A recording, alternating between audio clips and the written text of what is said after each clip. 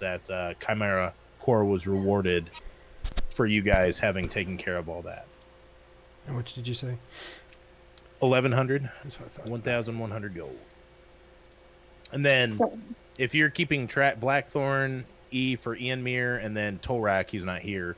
You guys can, for those characters, add 1,100 gold as well, because eventually, if you want, we can go back to them.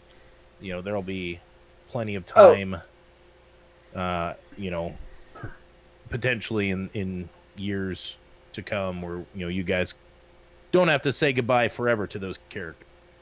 Yeah. So, if you just want to jump in those character sheets and add that, that's fine. We're talking about we'll find them in their sleep and slit their throats. Right. As the echoes of the recent chaos dissipate and a semblance of peace kind of settles across the land, Scrimjaw, your venerable founder of Chimera Corps, has summoned you guys to come to an urgent meeting the next evening. So this is in the evening. He says, hey, tomorrow I need you guys to come. Hey, guys. You all suck it. And join him. So you guys have right now, and granted, it's just, again, Wiley. I'm sorry, not Wiley. It's Angel and Aquila. Is there anything you guys care to do leading into going to tomorrow evening's meeting? Let's see. No, not right, because you already said that I had read the tome, so. Yeah. In the last about a week. Well, it's been about 2 weeks now. You've gotten over half of it done. Okay. Great. I think I'm ready then. I'm good. All right, Angel. Anything? All right. No. You guys still have all of your loots and things that you had from before.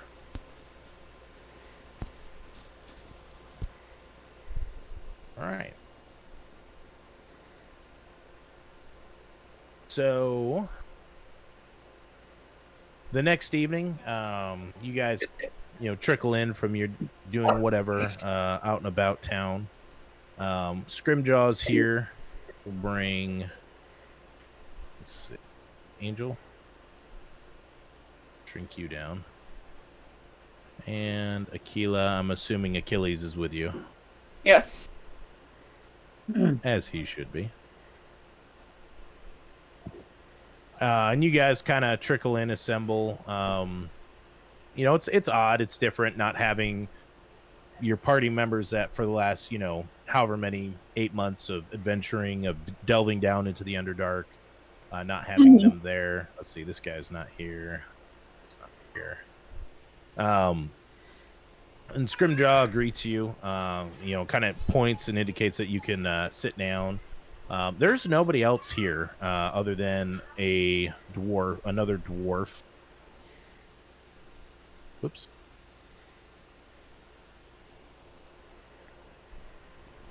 Fix that.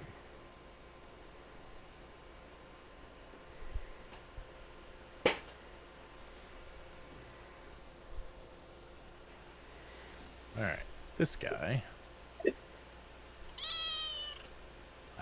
He is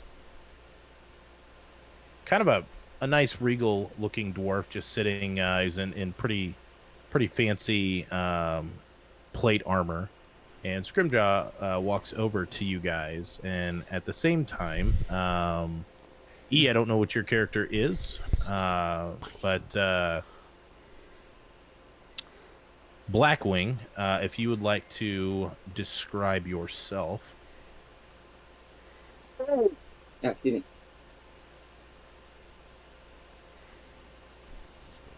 Oh, I messaged you or something. And Yes. Let me look. Yeah, absolutely. okay. Is here a good time, or do you need a specific? Yeah, no, this is fine. I just have it be my intro. Perfect. All right. You see a short, dark figure standing in a corner. They seem to be scanning the crowded room, looking for something, looking out for something. Their features are obscured by a dark cloak. The only thing you can make out are two bright yellow eyes peering out from behind the cloak and what looks to be the sharp tip of a beak.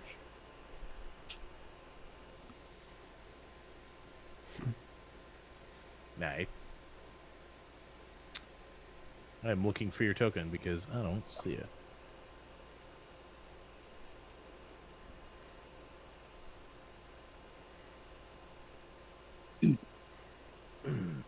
It's masked by a cloak.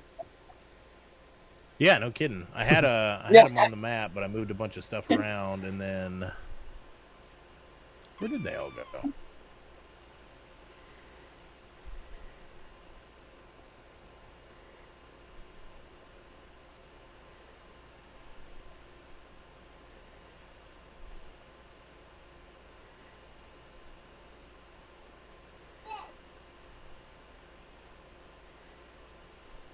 All right, well, begging your pardon. I'll have to remake your token. That's fine.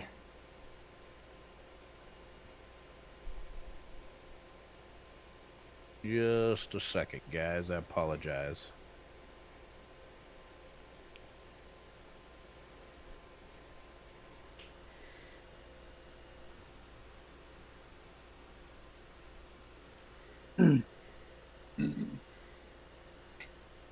E, did you get your character? Yes. Sweet.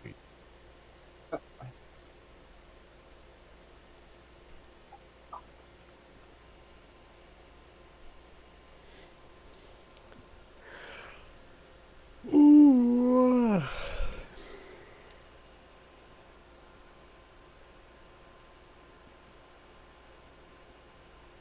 Telling me I can't use a certain name as the save file. It's really bizarre.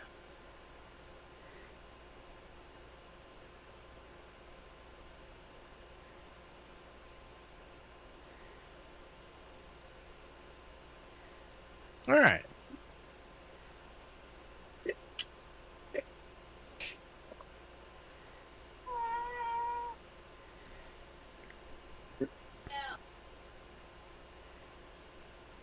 All right. As perfect. All right. There we go. Should be popping in. There. You see this guy walk in, and Scrimjaw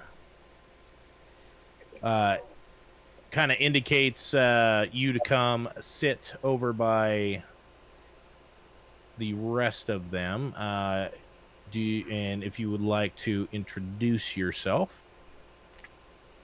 your actual name, or if you want to not, I guess. But Scrimjaw's like, oh, please make yourself comfortable. And he is kind of passing out drinks.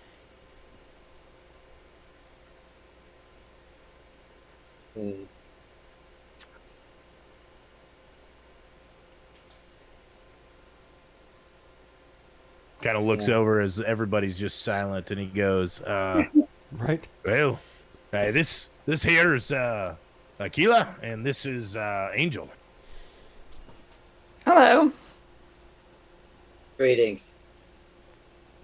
You can call me Blackwing. Blackwing, huh? My true name is unpronounceable by common tongue. What? I hear you whining. E, do you want to message me a character art that you want in Discord? And I I can. don't think it'll work.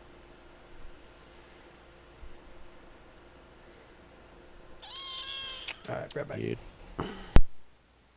has not come through. I don't know if you can open it or not. It came through as a file. Oh, the D&D Beyond one? Got it. It did not.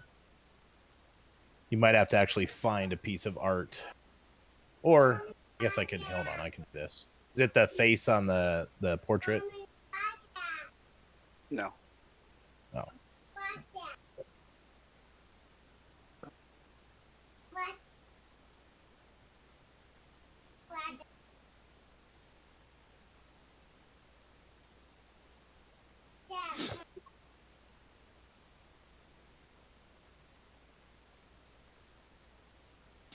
So we'll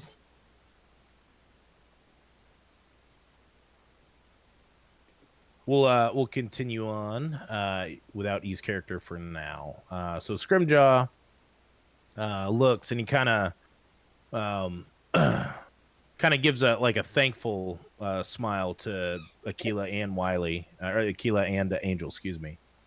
And he says, "Good evening, everyone. I'm not one for long speeches." His kind of gruff voice carrying authority as he gestures towards that figure in the corner. He says, "Allow me to introduce you to Lord Brittick Belltower."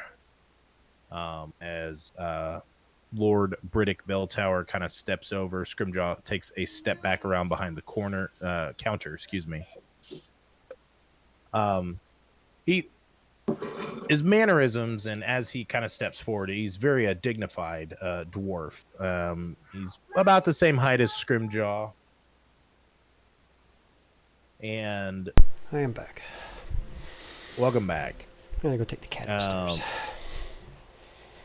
His armor is like beautifully polished, almost flawlessly polished, but you can see that it is actually very weathered as far as use. There's dents and dings, so it's not decorative only. And he kind of gives a respectful bow as he acknowledges the assembled party in front of him. There's kind of a subtle air of determination. He says, "I greet y'all. I hope it finds you in good health. I hail from a town, Uthmere, just a 5-day journey by boat east of here." You a map.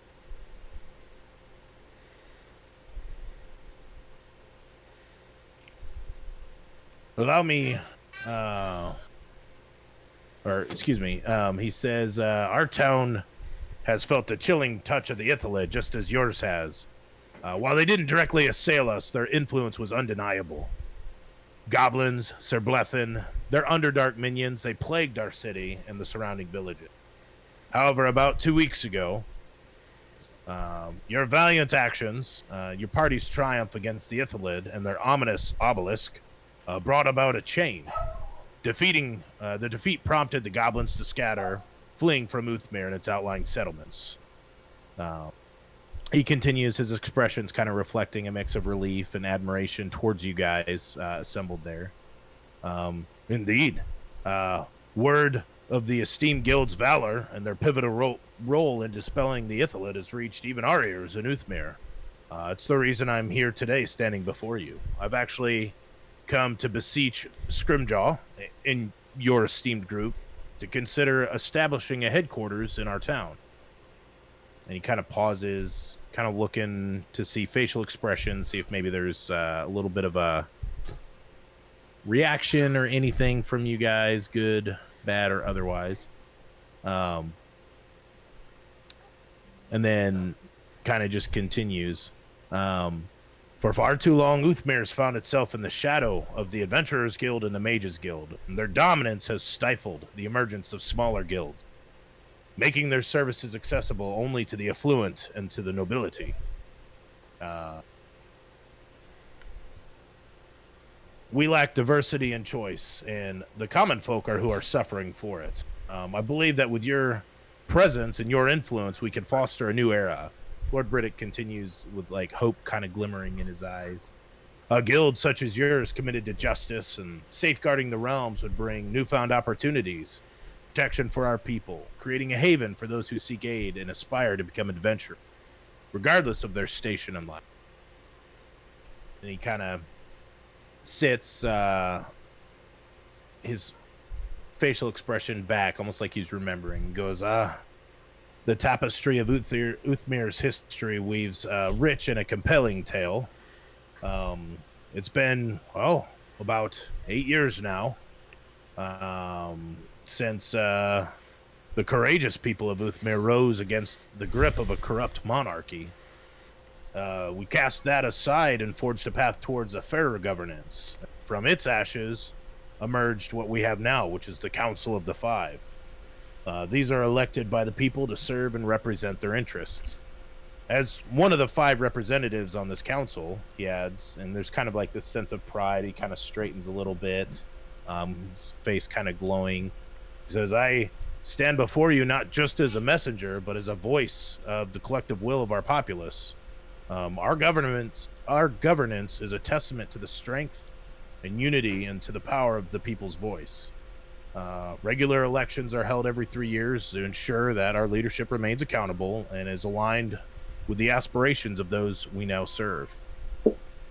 It's in this spirit of democracy and a pursuit of a brighter future that I implore you to consider Uthmir as a bastion for your guild's expansion. Your presence would not only fortify our defenses against lurking threats, but it would also symbolize a beacon of hope and inclusivity for our town. And he kind of concludes with that, and it kind of rings with a genuine plea that he's hoping for your collaboration in this. And he kind of looks and steps back and, well, what say you? We have no problem helping out, but we're not free. I know you're not. I don't think anyone for a moment expected that you would be. And then Scrimjaw kind of steps and cuts in. Part of having you guys, if you did decide to take on this endeavor, would be you would be controlling members in a franchise of Chimera Corps. So essentially, what you gather, even though you just now are meeting Blackwing, you've never met him before. Apparently, the 3 of you are all previous members of Chimera Corps, ones that have done great things. So he's kind of putting the confidence of that into having you guys head up a franchise, essentially, of an adventuring guild. So, I like that.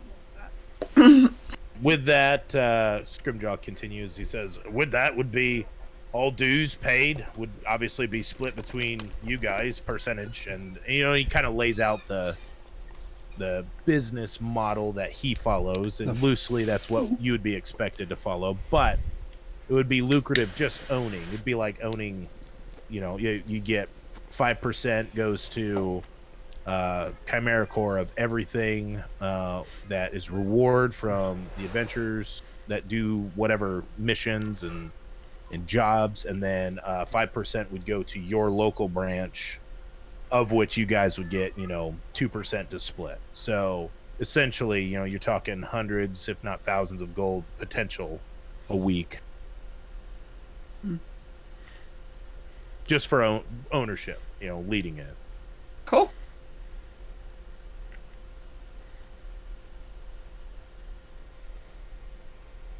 Well, it looks Do like you we're need going to it? take a little trip.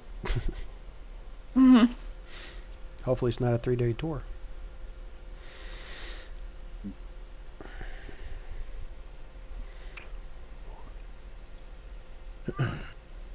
All right, Wait to fine. see. When do we leave?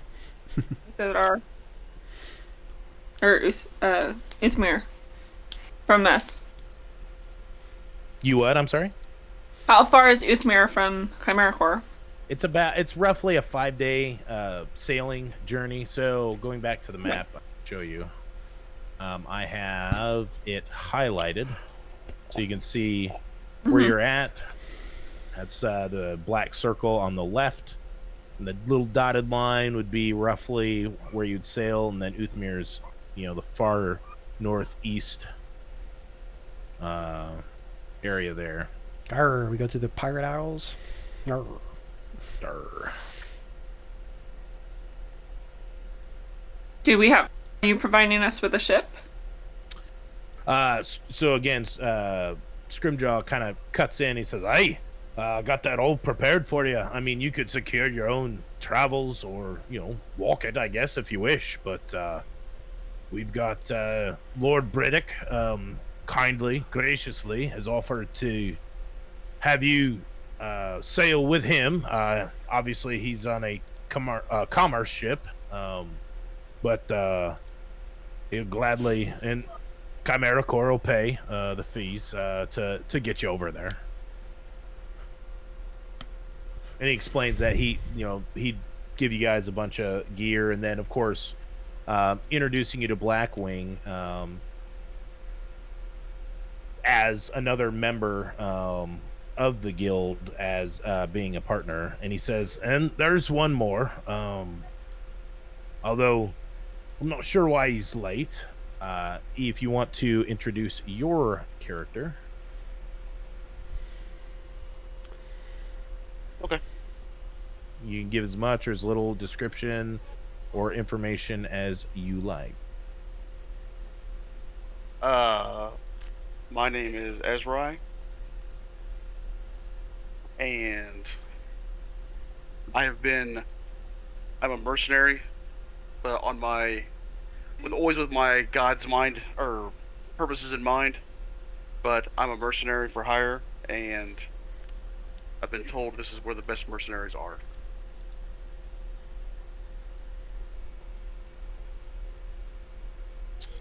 And as he says that description, right after Scrimjaw was saying, I'm not sure why he's late, this character now rolls in through the front door. And he goes, Ezrai, welcome. This is Aquila, and this is Angel, as he indicates. He said, this is Lord Britick. I already told you he was looking to hire. And he kind of gives the abridged version, but that he's looking to get Chimera Corps set up in Uthmere. And then he points over and says, and this fellow is Blackwing.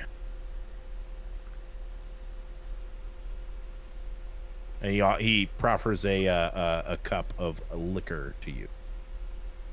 Very well. Drink it.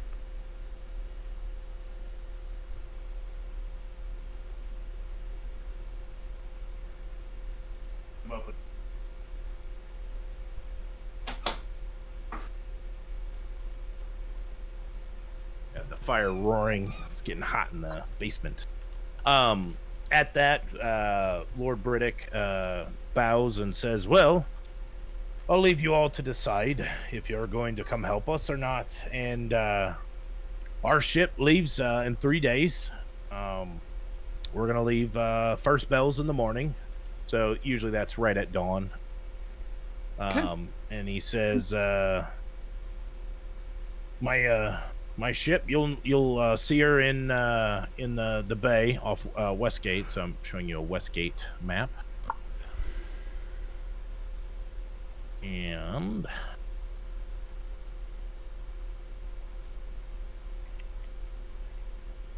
if that loads, there it goes. So up in the docks up here, he indicates on the outside of the harbor here, kind of on the far north side, is where that ship will be. He says, just ask. It's Captain Farah Morgaine, and she's going to be leading captaining the ship, getting us back to Uthmere. All right, then we'll meet you there. All right. He bows again and starts walking out. Real quick, Rob and E, I'm going to message you now your equipment that you can add. Excuse me. Beyond just your basic equipment that you have. So, all right, E, this is yours. Go ahead. You guys can interact, role play as much as you want. Makes my job easier. You guys have 3 days to kill, so come up with a plan, figure out who each other are, do all the thing.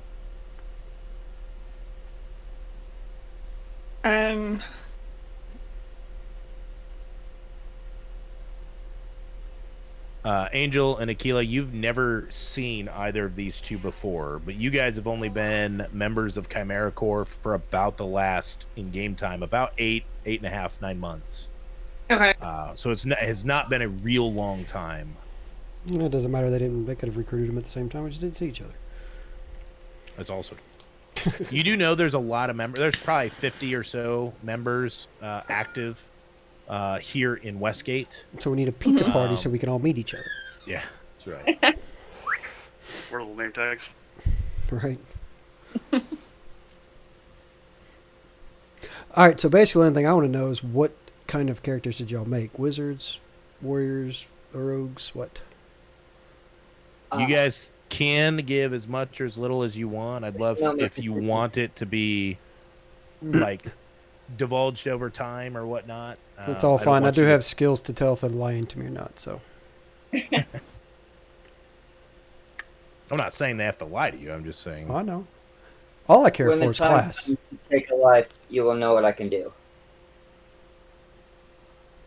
Okay. Okay. Fair enough. I will do whatever I can to help as the fight goes on. You will see when we get into combat. All right. All right, E, that's you, and Rob. Y'all just want to be mysterious. And these are all items that you should be able to search in the inventory section of your character and add. If not, you can click add. Okay. What? If you don't own it, you can click add like a custom item. And then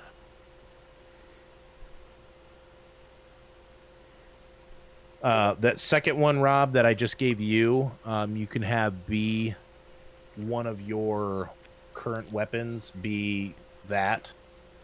Okay. Does that make sense? Okay. Is there anything you And that party? loadout. You what's that? So I'll add that to my loadout. Yep, add it up. And these you are considered attuned to these. So if you need, scroll down in the items section. You can have 3 attuned items. I can't remember if any or all of those are attuned items or not. It'll generally Go tell down, you. make sure you're attuned to them. It'll tell you what you can attune to and what you cannot attune to. So, because you won't gain the benefits or the stats from something if it's not if you're not Attuned. attuned to it and equipped it. So I can't see that item. The first item you sent. the first one, Yeah. the first one I sent you, E, isn't really an equipable item. Here, I'll explain it. It'll be easier if I explain it to you. I'll be back in a second. I don't know how items work. I know spells work. If you don't pay D&D Beyond to have that spell, you can't have it. Hmm. Because it's not in the only D&D book. It's in other books. It's in other source books. So you have to buy part of that source book just to have the ability. Oh, yeah. I have to make it custom then.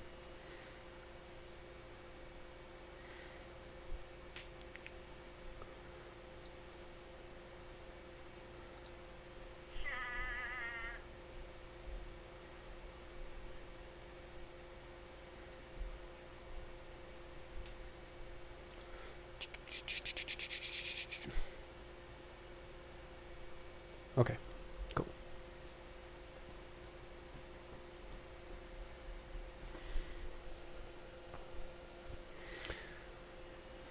That works for me.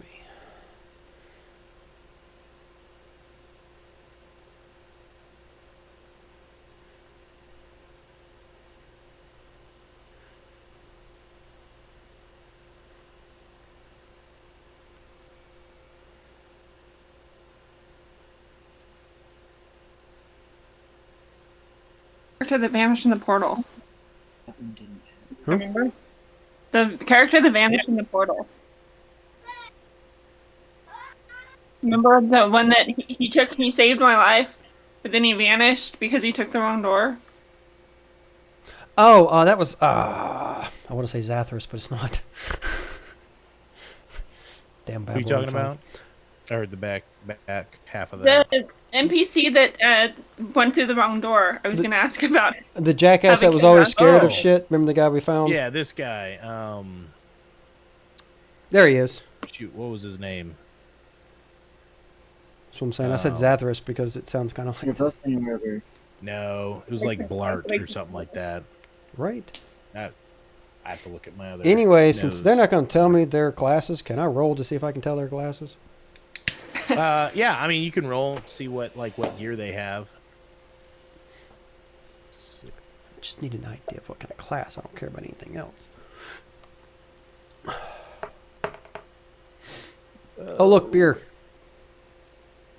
Beer, low roll, Rolled a 13. love it.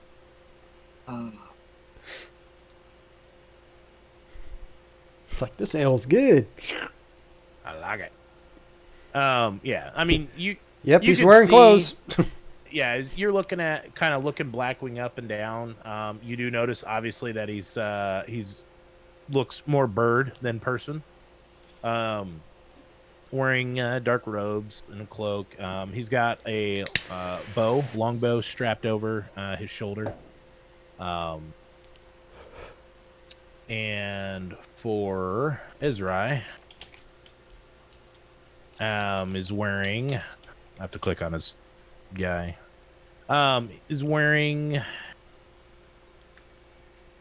He's got like metal armor. It's not plate armor, but it's pretty heavy.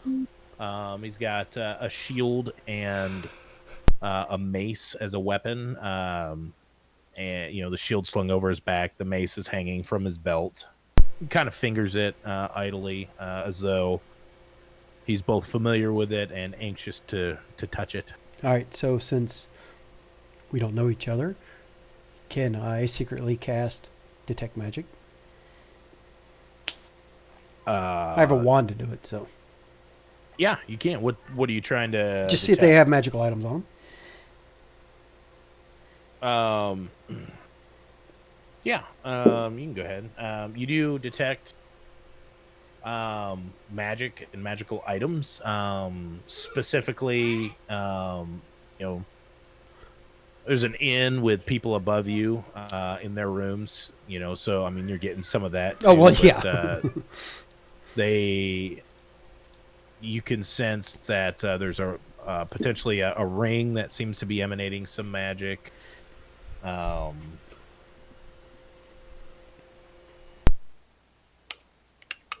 Okay. You got to go into a wep- detail. Just they have magical items. That's all I need to know. Yeah. I'm trying. I'm helping build the characters and seeing them for the first time. Well, one of them for the first time tonight. Is there anything the party would like to accomplish leading into 3 days from now? Any shopping need done? E and Rob, you both can add 650 gold to your characters as well. This would be in the recent past, kind of your earnings from doing Chimera course stuff. Oh, it can be in. Okay. I should move my bow then. Basic on the Okay, is he a wizard or is Angel a cleric? I'm a wizard. Wizard. Okay, so we're both wizards. Okay. Yeah. That's Yeah. why. That's why when you were casting the small stuff you were casting at the level you were, I was like, oh wait a minute. Oh, okay.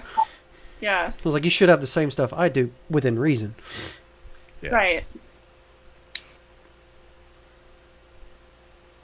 Okay, so we don't need to be cleric, so we should probably get healing potions and stuff, right? Yes, We thank don't you. know if we Thank have- you for bringing that up. We used most of them. Yeah. Lord Briddick has left. As you're kind of talking, Scrimjaw does come, and he hands you a piece of paper. It's like you could tell it's a scrap, and he's written down an address on it, and it says Old Warehouse in Bell Tower Square.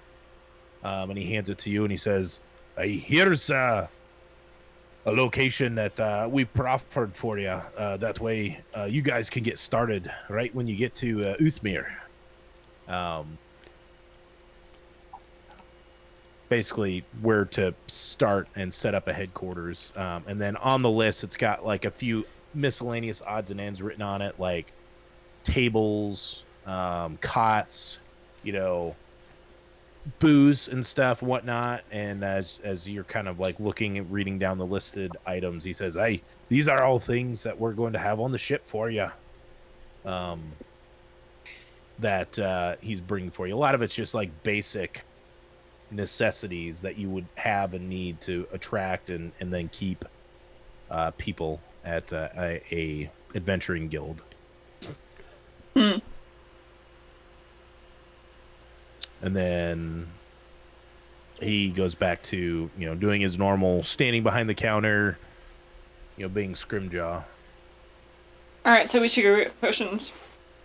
Yes. Okay. Can we? for sure. Yeah, Scrimjaw doesn't have any to provide us, right? Yeah, he did not provide you with any potions. Okay. Blevin is the name of the There he is, yeah. Guy. What happened to Blevin? See, just like Zathras. So it's almost identical, yeah. So you don't know. You have not heard from him. You don't know if he's alive. You don't know if he's dead. We just know he's in the somewhere. Yes, yeah, but you know that he dimension doored. He and you kind of got caught in the in-between. And then he ended up picking a door, leaving you with one to take, and yours was right, his was wrong. Yep. Wrong as in not to go back to where you guys were, like the intended location. So you're not sure. Why do I have 2 angels and 2 Aquilas? Oh. Because we're multiplying. There we go. All right, so this is Chimera Core. You guys are pretty familiar with the area. Right across the square here, there's quite a few shops. There is a potion maker, an alchemy shop. It's right next to the Chapel of the Healing, or the Healer, excuse me, which is where Blackthorn typically is working. Although tends to be out a lot. They're sending him out. There's a whole war that had basically gone on that nobody knew about with the Illithid. So you guys know in the weeks after coming back that all these towns and villages around Westgate and the towns and cities around, within like 100 miles, all have been attacked and affected by goblins, Sir Bleffin, some drow, basically a lot of Underdark people that have come. Pretty much all you can tell have been at the hands of the Illithid. And so that being pushed back, now everybody's trying to kind of rebuild, put back their villages, their towns, their lives. And so his services are pretty vital. Healing and teaching and helping people with, not dying and stuff. Pretty important. So we're talking about the town that we're going to. Well, this town, but yes, the town you're going to also was affected.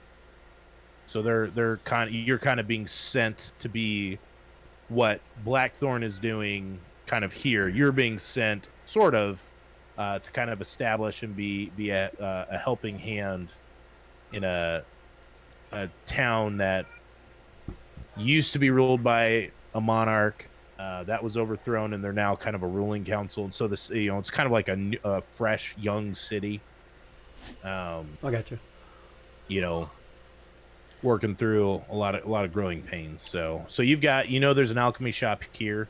As far as like if you guys wanted a smithy, that they're back over on this side, and if you want like general merchant, that's down here where this kind of orange money sign is. So everything's fairly close. So we should just go to a potion shop then, I guess. Okay. The potion shop, just for brevity's sake, Westgate, it's pretty slim pickings, but there are. Was it the greater potions or the secondary ones? I think so. Superior is the highest ones, if I remember correctly. Yeah. So there is 4 greater healing potions left. Okay.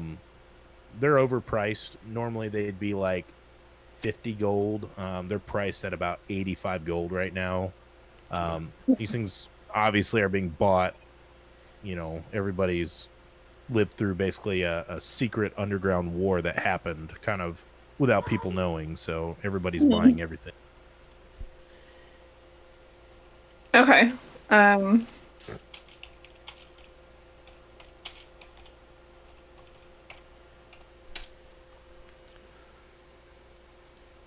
Should I buy each, or are you with me at the shop, or did you go somewhere else? Yeah, who all is going with Aquila? I'm sorry. She's going to the alchemy shop, right? That's where I'm at. Yeah, she's Yeah, at the okay. alchemy shop. Okay. That's what I was making definitely, sure. yeah. Well, I'll go with you. I mean, Okay. I want to Back see if they over have there. other characters. Okay. Since I'm barely reading this, what do we need to actually make our own potions? Do you know, Oh, Ray? that's To good. make your own potions, it's not easy. You would need obviously an herbalism kit. You would need all the ingredients, which I would have to look up. I don't have those right now. But you would also probably have to establish at least a beginner's knowledge of herbalism. So that would involve probably getting an herbalism book, like, you know, Herbalism 101 and probably like Potion Making 101. That would take time to study and learn and perfect. You probably also, in addition to like an herbalism kit, need an alchemy kit. So that'd be like 4 items that you'd have to get. You probably could find all of those in the city somewhere between I have an the herbalism kit. the shops that I showed you. Just FYI. I thought I picked one up too. That's why I was. E, go ahead and roll a d20 for me. Although it don't is ridiculously, I mean, it's insane. Potion of greater healing, 4d4 plus 4 hit points, and it's work week to brew, requiring 100 gold worth of materials for Yeah. one. Yeah, it's not easy. It's not easy. I mean, it wouldn't be that expensive and that long for one like small potion, but it So- would take a while to get there. E, you can add your, if you want, either your medicine or a nature to that. Basically, this is establishing what your baseline alchemy understanding is. My medicine's +9. Oh, geez. Mine's plus 4.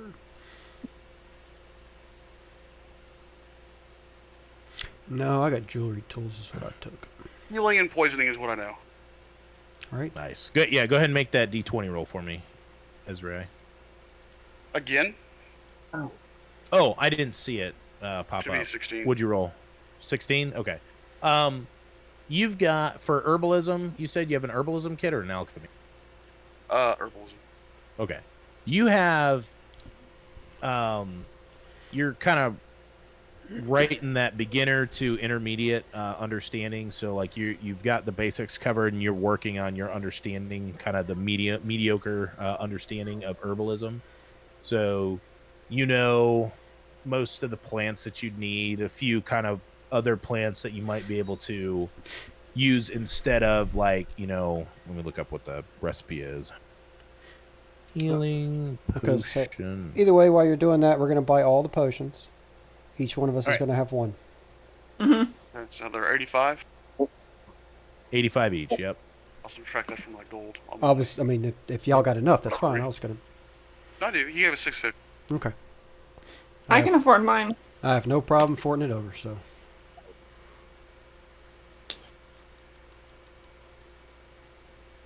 Alright. It's a greater healing potion. Yep, correct. All right, so now that we're doing that, I'm also going to look around the shop to see if I can find anything to possibly give me the ability to do that.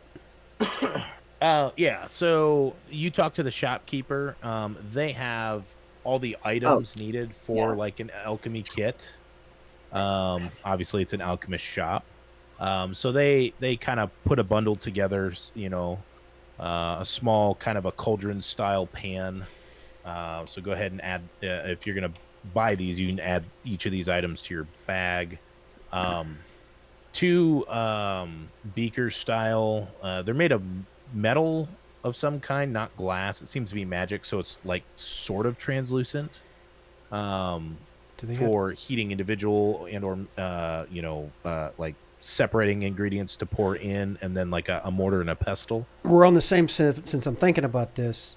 That barrel that we took out of there that I put in my bag of holding, what were we going to do with that? The barrel Wine. of wine, you could sell it. Oh, Yeah, that was the plan originally. Was Yeah. the plan originally to sell, or we can just put it up at Chimera and they can drink out of it for, I think it was Yeah, for that money. too. That's why they were planning on selling it. But I've got plenty of money, so I'm not worried about that. yeah, we could just leave it at I figured he can tap it behind the bar and wherever. freaking give it to people. Yeah. It's whatever. I just want to get it out of my bag of holding. Because that thing is big.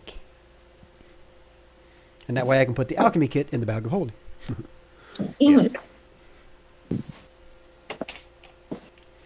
So he puts a kit together for you. I mean, it's like, so I'm adjusting a little bit the way gold works. Like as a function, it's kind of ambiguous. Like, what does a gold equal? Does it equal $1, $10, $100? So I'm going to kind of equate a gold to $1 because, in olden times, medieval times, you could get a meal for 40 cents, right? So it makes sense if it's a couple silver or like 20, 30 copper, to get like a poor meal or a cup of ale. So roughly the translation kind of goes to 1 gold equals $1. So 5,000 gold would be like getting $5,000, but back in olden times. So, I mean, it's a lot of money. That being said, the kit's about 35 gold that he assembles for you. That's fine. With those, was it 4 items? The kind of the cauldron pan, the two, like they're made of metal, but they're like translucent beakers, and the mortar and pestle. when I rolled that 20, were you guys able to see it? Nope. Result? The result? No. Mm-mm. Try roll again, E. See if it shows up in the group. And we might all have to go to your Chimera Core, like the campaign page in D&D Well, I rolled Beyond. it Might in- have to refresh it. I rolled it in D&D Beyond. Oh. Right. I haven't paid attention to it. That's what I was saying. We might have to refresh that page so you can see it. Yeah, the only one I see is mine that I rolled. Correct. Same here. We connected to the campaign. You should be. Yeah. So it should be going through, but who knows? It might take it a little bit for it to officially connect. I don't know. Rob, do me a favor. Roll a dice. Let's see if yours works in D&D Beyond. Just any dice. I don't care what it is. Click on an attack or something. All right. Saw that. I have. There it is. Yeah, I see it it. might just take it a little while for yours to pop See up where you for roll us. custom. Yeah, there's Blackwing, so Yeah, my stuff's not showing. refresh the page or close it out and reopen it, one of the two. This is the All right, so since on this whole adventure, I also need the ability to give me the skill. Oh, I'm sorry. Yes. He also supplies you with, in that price, a alchemy, like beginner's guide to alchemy book. It would take you to get like a very rudimentary understanding, like probably 10 hours of study minimum, just like understanding how temperatures affect different and liquids affect different plants, and then knowing which ones. I saw that one. Unknown player. You guys see it now? And then which ones to combine, like following the recipe. So it'd probably be about 10 hours of study before, even with practice, before you have anything that's even remotely That's fine. usable. We got plenty of time.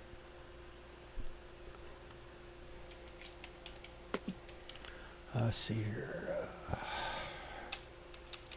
So yeah, and then E's got the herbalism. So E, in this conversation as that's happening, and it's up to you to share this, so nobody else knows this, but you know, you don't have the alchemy experience per se, other than an understanding, but you know the different plants that you would need, and you would know what they look like and how to find them in most areas that you're familiar with, like most biomes that you're familiar with. Mm-hmm. So it would be as easy as like being, telling me like, hey, I'm looking for these plants, these ingredients, do I, here we are in this field can I doing make whatever. Do I see it? the plants and stuff to get like greater healing potions? Like, should I ask him? To buy the plants? Yeah, do they have any plants in stock? Like any herbalism goods? Yeah, they do. He kind of peeks his head at you and is like, well, normally people find their own, but I guess we could tell you some. And he kind of goes out and assembles a small like a burlap sack that he kind of folds over on itself of some dry ingredients. And he brings it out and he kind of shows you. He says, hey, here's some of the ones we have saved. Obviously, we use all the fresh ones every day to make the potions. And as you know, as an herbalist, fresh ingredients obviously always make better results than dried. But if you were able to rehydrate these, they should suffice. And he kind of gives a estimating glance at the herbs, and he goes, "This should be probably good enough for at least two potions if you can do it right. Maybe 3. How much? I'd be 100 gold. Very well. They're not easy to find." I'll pay him. Okay. Go ahead. You'll probably have to add a custom item to your inventory, but just put 3 greater healing potions worth of herbs. Gotcha. Herbs for greater healing potion. And then obviously it would depend on rolls and whatnot of how successful you are.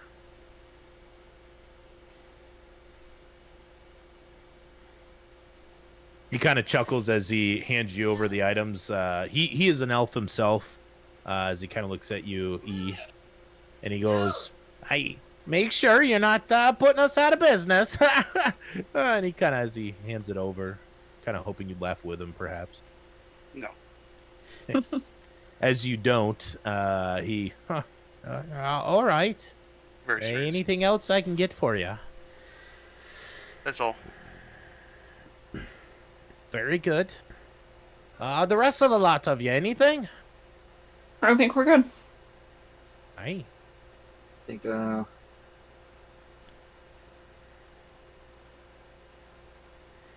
it for here, yeah.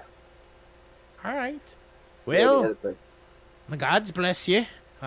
Good health and all. He kind of chuckles as it, struck him as humorous, considering he's a healing alchemist at the Church of Healing. And he goes back, to his busy work. He's tracking and marking down all the items in the store. It seems to be sort of like an end of month. Make sure what the inventory is and if everything's accounted for. Okay, on to the magic store. Magic store, like magical items. Yes. Give me a D6 roll. Is it going to be here? Or, So you know that there is a store 5. that normally is here. It's a tent more than anything else, but it looks it's magical. It's quite the item store. All right, you guys are running me through the ringer today. All right. It is in town, although it's not where it normally is. Well, I'll just tell you what I'm looking for, and then we can go from there. Went to look.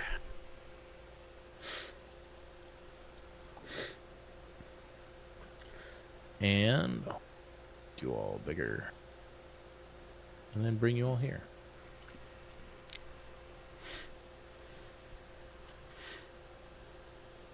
I'm looking for any magical staffs and magical scrolls of healing.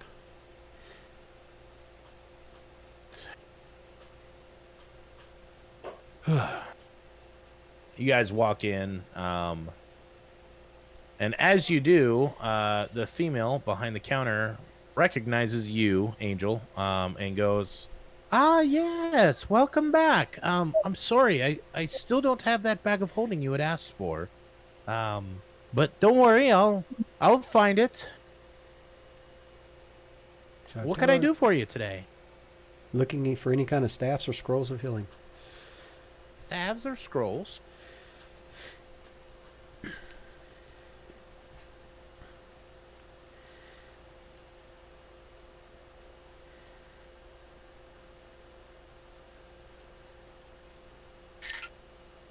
Ah, that was a good dice roll.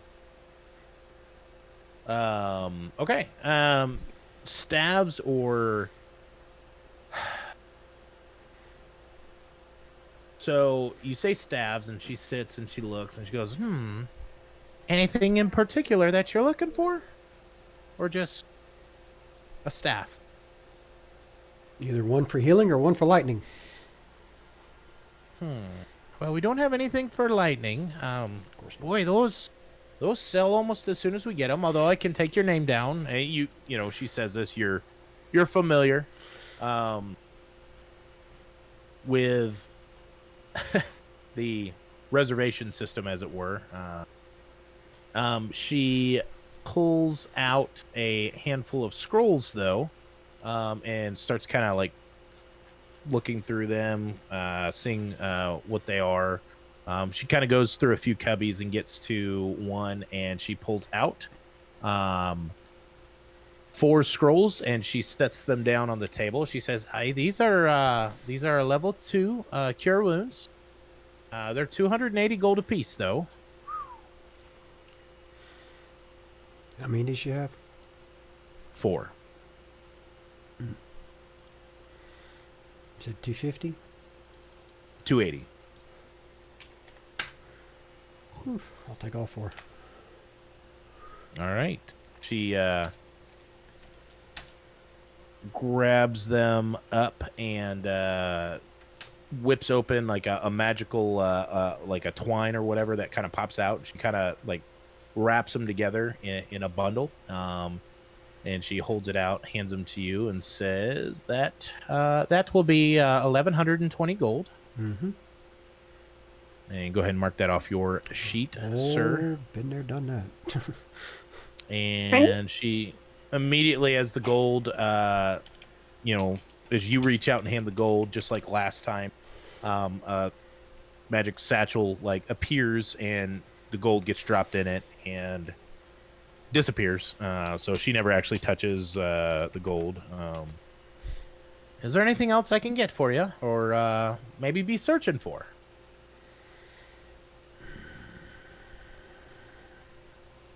Not that I can think of. All right. Well, if there's nothing for the rest of you, I'll be on with my work. Wish you well. Well, as I get the scrolls, I'll hand each person 1 scroll. All right. Oh, What is this scroll like? Scroll of healing 2. Okay. Cure how wounds, can Cure wounds. second level.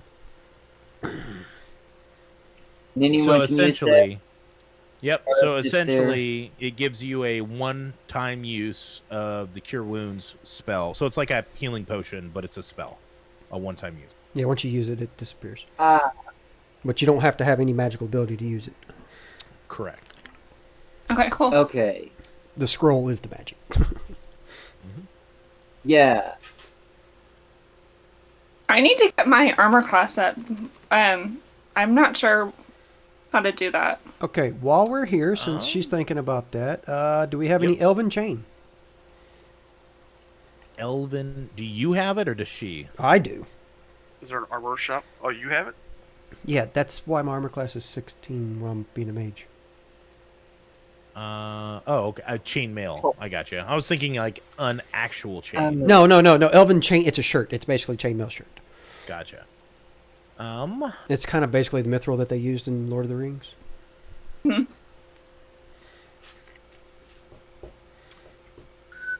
What is your armor class? Chain. What was yeah, it? she's pretty low. Because I have no armor.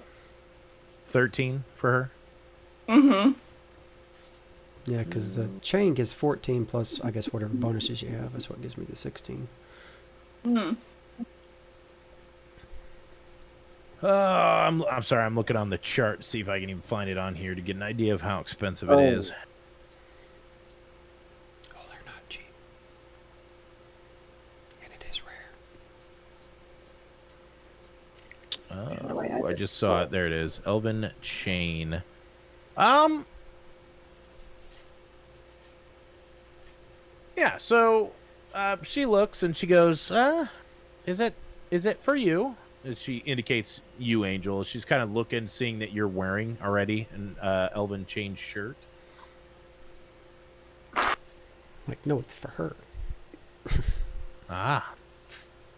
Well, and she kind of teleports next to you, Aquila, and she's got a tape measure. She kind of whips out and like she expands her hands, and a tape measure like expands with it. She kind of Mhm. takes a couple measurements from you and goes, "I think I have just something that will do." And she goes back and procures a shirt, pops back over. The shirt at first almost looks like you've not necessarily noticed it on Angel either. A shirt, like an actual shirt. And as she holds it out to you and you reach out and feel it, you could feel that instead of a material, it's actually, I mean, extremely intricately fine chain mail. And it's almost indistinguishable from like thread, how thin these chains are that they use to make it. Mhm. And she holds it out. It's actually in a dark, kind of a like a dark burgundy, like a red brown and purple. That Oh, seems kind of match your motif. Mhm. Although you kind of get the idea that perhaps it's easily change, like magically you can kind of change the color, or at least she can. Mhm. And she says, for most patrons, it would be 2,000 gold, but for you, I could do it 1950. I mean, you are, after all, heroes of Westgate. She kind of 1950. indicates to you and Angel. Little strange.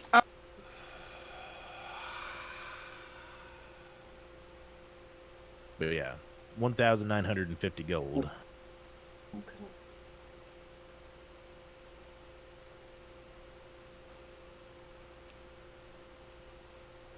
She holds it out for you to try it on.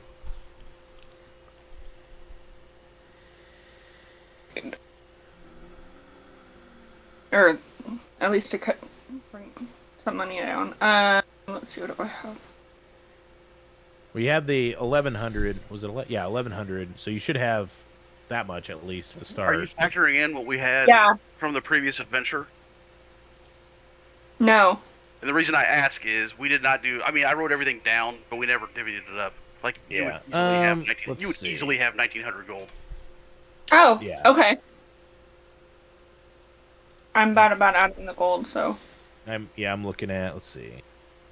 Yeah. So there's 200. There's, I don't know, probably 250. There's probably 500 ish. There's like another 50. There's, yeah. I'm just scrolling up through and trying to divide by 4. Yeah, easily in just like, I don't know, 6 or 8 posts worth. There's about 2,000. So if you want to go ahead and mark down on your sheet, and then Maybe take it like 100 or 2 from her current stash, and then just say get the rest of it from the. yeah, that's fair. Chimera We'll do that. How about We'll invoice pretty Chimera much- Core for the rest of it. Yeah. So basically, out of pocket for you, when you count that Chimera Core money, it's going to be about 100 gold. That's fair. Out of your pocket. Do a better Yep. job this time of keeping track of Yes, all that I money will. stuff. Yeah. Build it. Yep. Rob, if you It's all right. want We're to still add, learning, right? yeah, if you want to add your picture to the Roll20, like in the bottom, wherever you have everybody's portraits, you have to leave the game first, and then go to your account. Go to your account on the like where you'd sign in. Just go to your account on the page, and it'll let you change the portrait.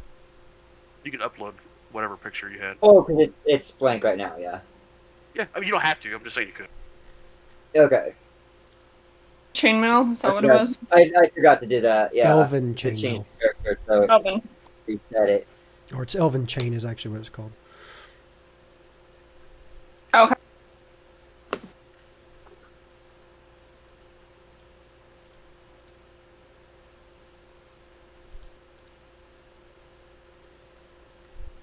Clean my armor class up, or do I have to manually Once do you that? add it to your inventory and equip it, it'll bump your Oh, okay. Right. it'll bump your AC up automatically.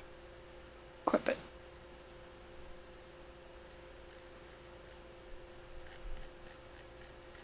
There we go. What's it now? 16. That's a lot better.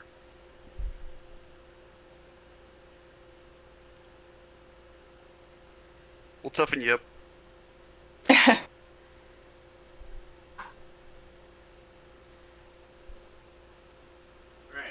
We're going into higher level content too, so Oh, you're a less stuff fishy starts mage. hitting harder. Right? This is a good time Okay. to let you know I am working on trying. I think I said this several sessions ago as we were kind of moving into harder content, but I'm going to be a little more harsh isn't the right word. I'm going to be less forgiving as we move on. We're all getting used to the game, and I want decisions to matter more, both personal and group. And then I want, I'd like encounters and puzzles and everything that goes on story wise as well to be a little more difficult. Like, encounters are hit harder, or there's more to it, or there's maybe some more permanent stuff that might happen. Let's say there's a really bad combat. Does somebody end up crippled, or having something really bad happens? The dragon that you guys decided to fight, even though you shouldn't have, ends up ripping somebody's arm off. Not necessarily, I'm not wanting to punish you guys, but I want to make it more fun for you by adding more consequences and decision. Yeah. Or Okay. rewards and decision. So Mm-hmm.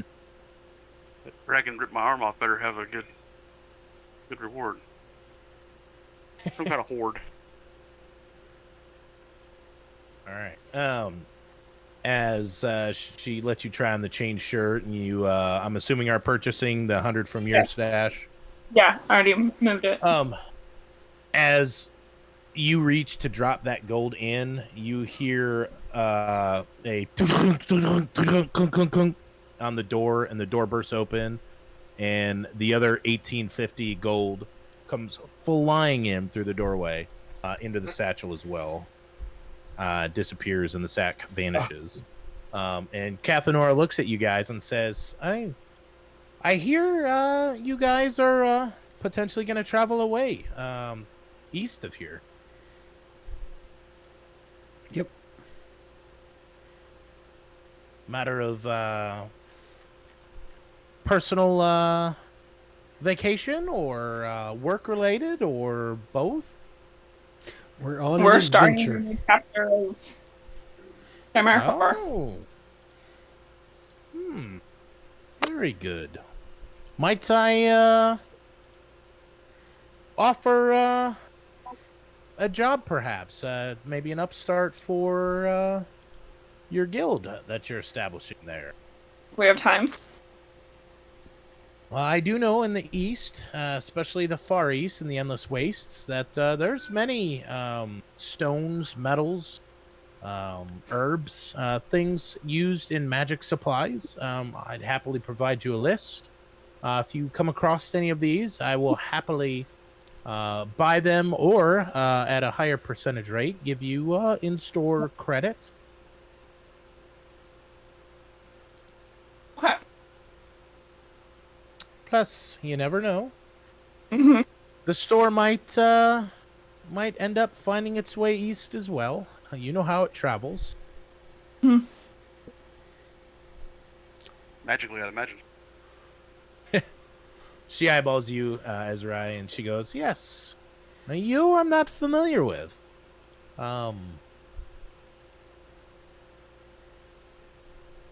She kind of like takes you in, and you feel there's kind of a among magical people. So Angel, Aquila, Ezra, you all are kind of familiar with this. There's kind of an appropriate level, almost like a magical or like a mental like handshake almost that happens where when you meet someone else, if you can tell they're magical, there's like a certain amount of probing that's acceptable. Like, who are you? What kind of magic maybe do you have? And that's kind of it. And you feel that from her as she kind of checks you out, so to speak, Ezra. And she says, "Ah, well, good fit, I think you will be." We shall see. We shall. And then the store starts kind of rumbling, and she goes, "Oh, well, that's the sign. You guys better get out before I don't know, we end up wherever it goes." Okay. Good Or day. changes of- He's like, "I'm riding this magic carpet. See ya." Right? Where are we going? You guys leaving the store? Mm-hmm. Probably wise. All right.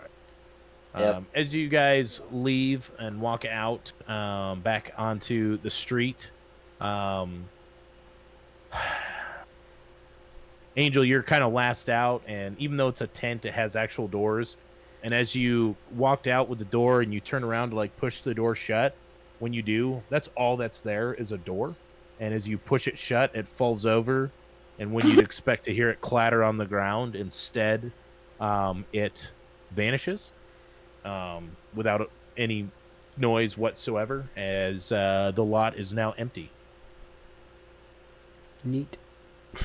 And I just made all that up. I'm a magic It's a bit user. of It's all. not gonna. It's.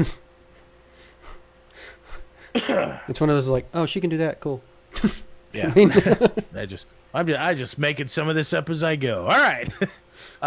It's about the end of the day, where you guys normally kind of would be heading at least to the tavern, hang out with friends, drink, Oh, create blood sacrifices, whatever it is you do in your spare time.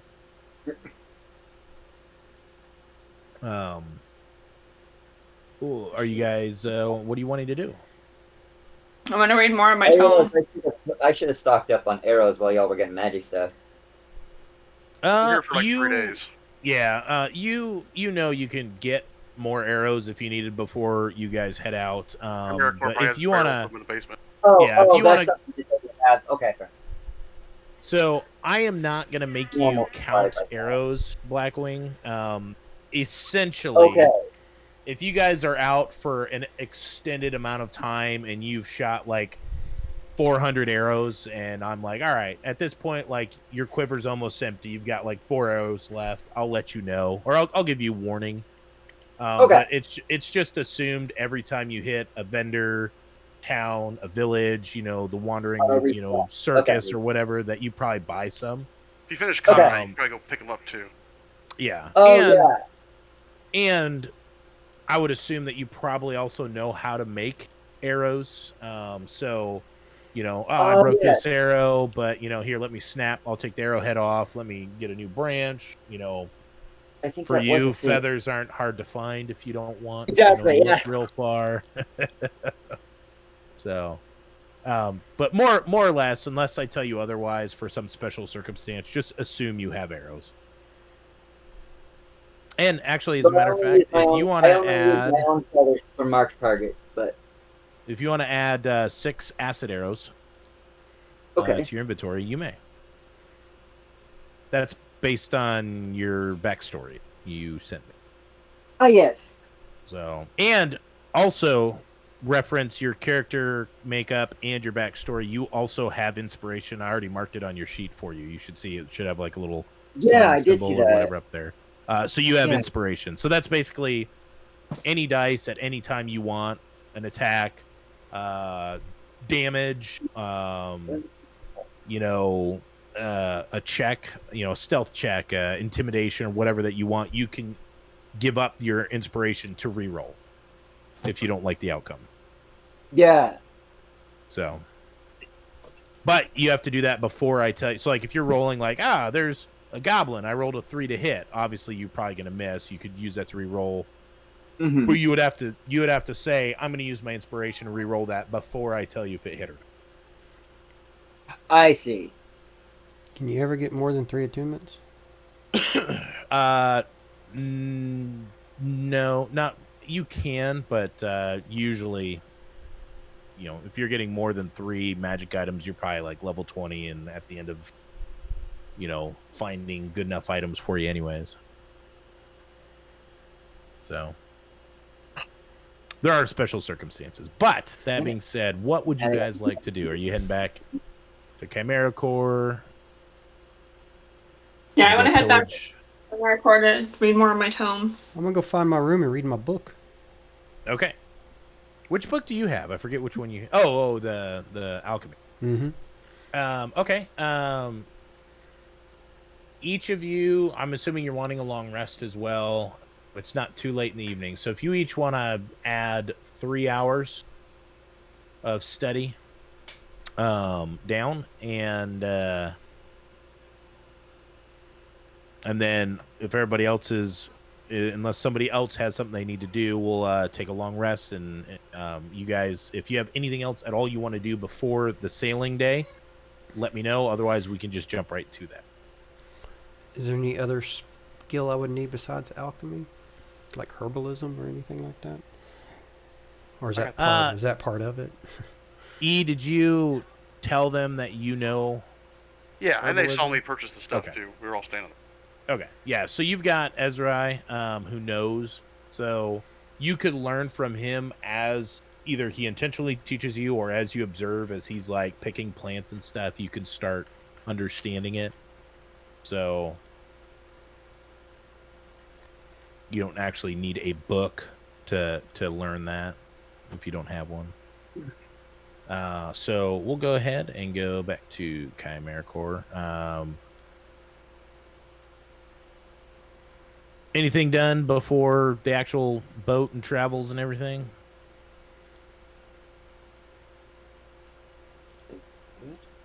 Anybody? No, sorry, no. Any family you want to go say goodbye to at Westgate? Family, what's that? Are you gonna load up Dan's character and Kras's character? Yeah, we'll get it when they're here. Fear not.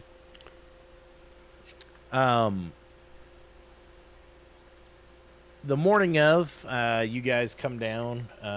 You had set alarms, magically, candle or otherwise, to wake yourselves up before dawn, because you need to make the almost 20-minute walk to the docks. Get there ahead of time because the ship is leaving at first bell, which is usually right as dawn kind of peaks and you can actually see to get in and out of the harbor. They start ringing the bells for ships. And as you come down, Scrimjaw is here, and he says, well, good luck to ye. And it's kind of a warble in his voice a little bit. It's kind of unusual. He's never been an emotional person. But Chimera Core is kind of his baby. And he grabs a pouch, and he sets it down. And he goes, hey, it ain't much, but, it'll help you if you need to get a sign made or, do some personal touches. And inside that pouch, if somebody wants to grab it, is 500 more gold. and there is there is 6 rings in it that have the Chimera core, like the CC, the same emblem that was on the stones way back in the day when you guys initially got like the stone coins or whatever to join. Seemingly, they see the 4 of them seem to be for you. And he says, you hang on to the other 2. There'll be a stop on the way, if you don't mind. Two of our party are going to be joining you there. Okay. And then he kind of, because misty-eyed, he kind of turns and he starts cleaning a glass that's obviously already clean because, you know, it's early in the morning and nobody's been drinking yet and all the dishes were done yesterday. Well, you know.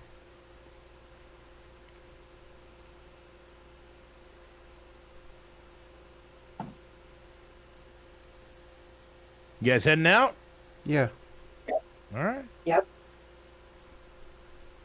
Grab your tokens because I don't have them. You allowed dual class? What's that? You allowed dual class? Are you allowed? Yeah, if you want to multi-class, you may. So you guys make your way. You get up to where the boat would be, and you kind of are looking around, and you ask around for. Did anybody remember the captain's name? Farah. I wrote it down. No. Farah Morgan. Yes. Yeah. And said did anybody ask the name of the ship? Oh, I didn't write that down. Oops.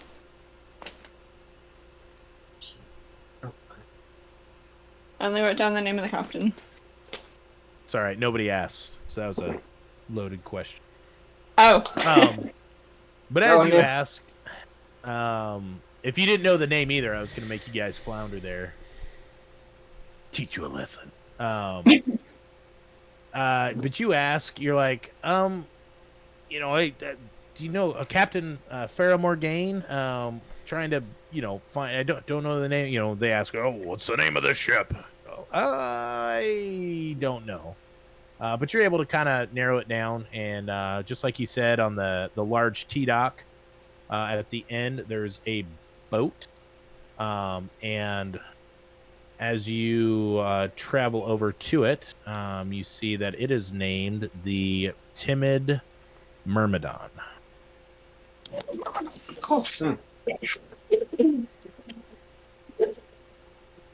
Oops. I don't know what I just did. There we go.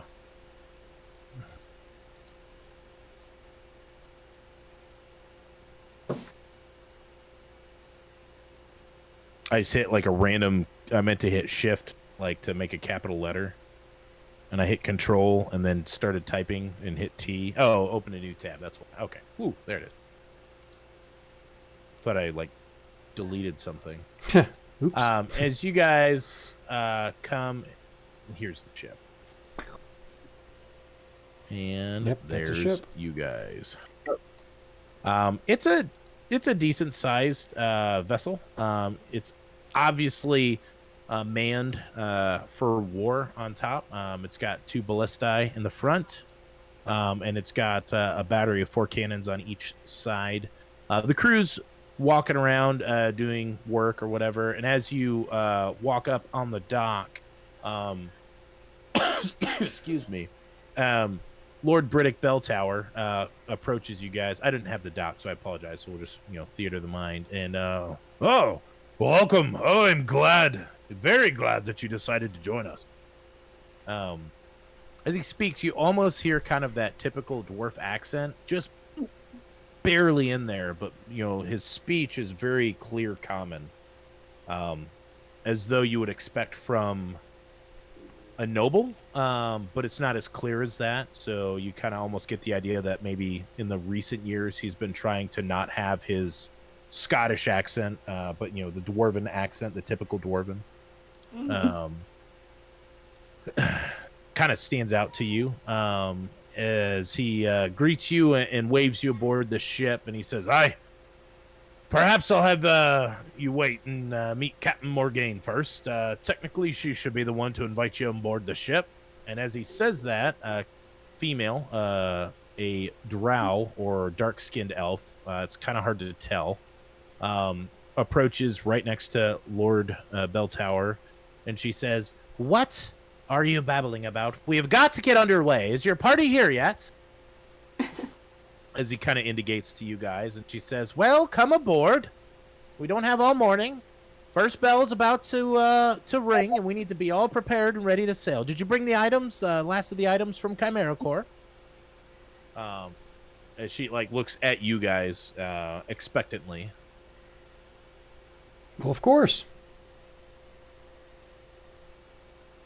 What Very items? well, and she sends two of her crewmates. She orders them to help get anything that you've brought with you on board, which they do.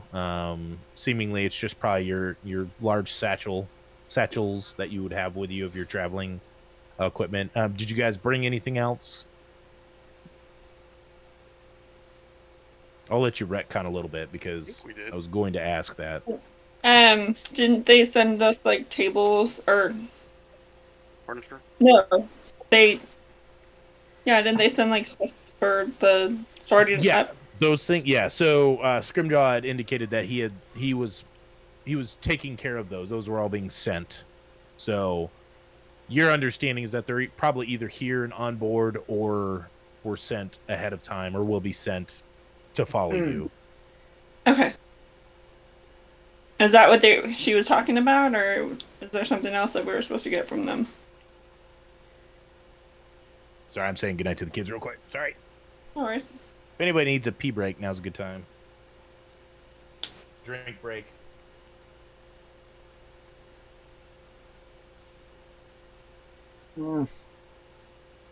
Actually, not a bad idea.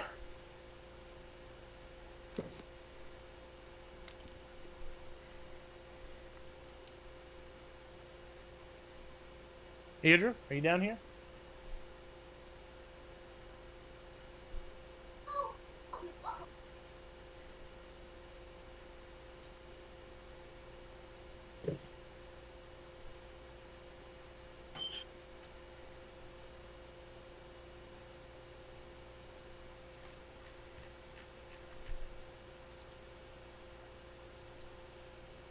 Love you guys. All right. I'm back. All right, so I guess we'll have to discuss it to see how I can do the second class and what level. Okay. Did you message me at all what you're wanting? Oops. I'm basically an alchemist.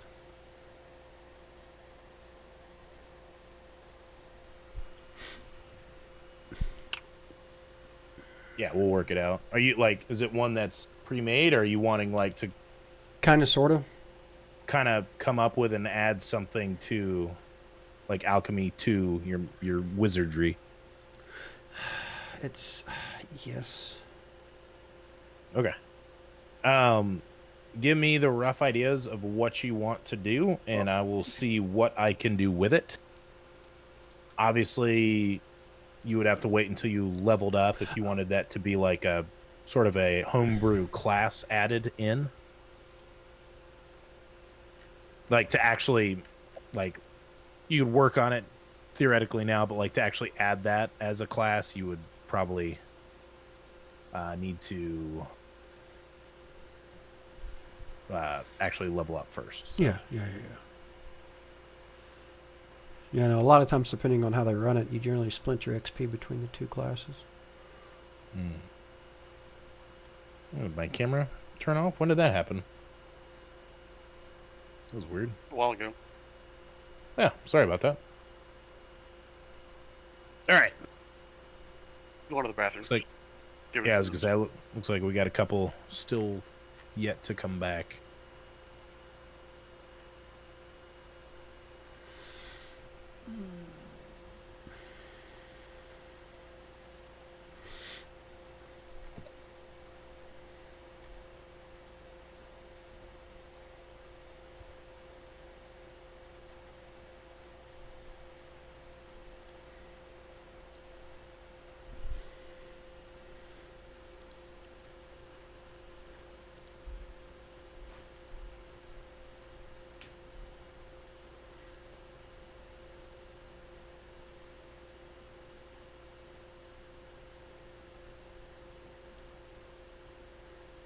You said it's going to be a 5-day journey, right? Yeah, it's 5 days at sea, roughly. Give or take. If the seas are rough, it might be up to almost a day longer. If it's like super fair the whole time, it might be a little less. But Okay.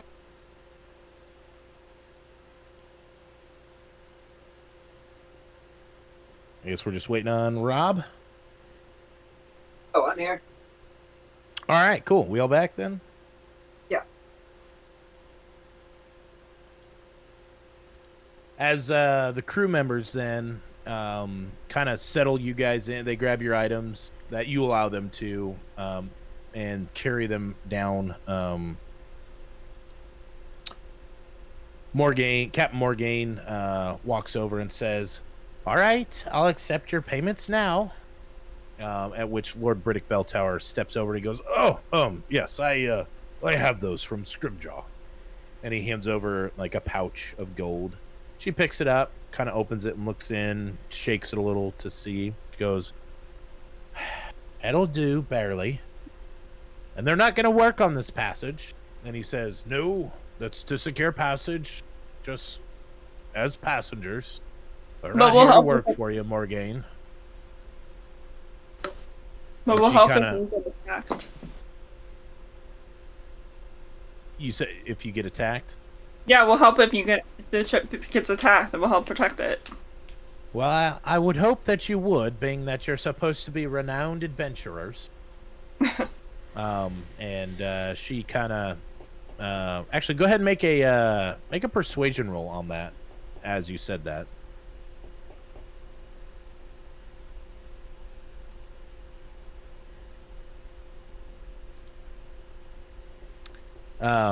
She kind of looks you up and down and says, "Well, to be fair, you don't look like much, but I do know sometimes the packaging isn't necessarily telling of what's inside."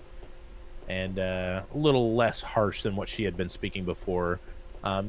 She starts walking up to the helm on the upper deck of the ship, and as she does, you guys hear ding, ding of a bell going off, which being the bell, probably the first light's bell, as she starts barking orders. "All right, raise the sails, raise the anchor."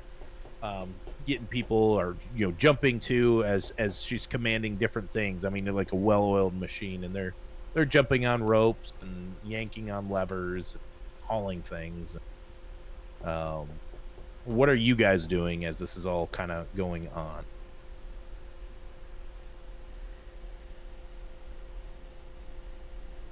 As they're setting sail? Yeah. You've not been shown anywhere of like where you're staying. You're just sitting there on the deck. Just staying out of the way. Yeah. Yeah. Okay. I'll ask the captain, do we have quarters? As you walk up over to her and ask, she just gives a look to the person here, and he steps over and says, I could show you where it's at. Come, follow me." And he takes off walking, heads under the ship. Are all of you following him or just Angel? I'm potting him. Okay. I'll follow. Oh. I'll have control of my takes you- character. Yeah, he takes you down. Oh, Let your turning names on too. hold on. I am nameplate. See, saves.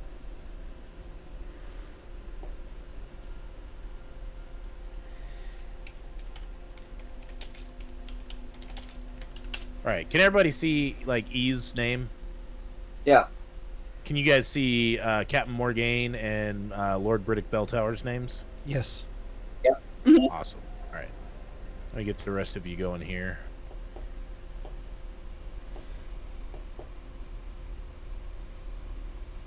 It takes you down. It is a private room, so to speak. It is a pretty small room with 4 hammocks strung in it. There's a little bit of room in the room, but there's also 2 hammocks laying on the floor. So again, you're assuming it's probably for the other 2 who are going to be the owners of the rings. Excuse me, of the other rings. Mm-hmm.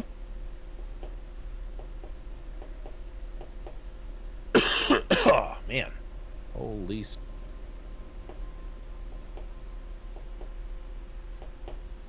And who am I? There you are, Angel.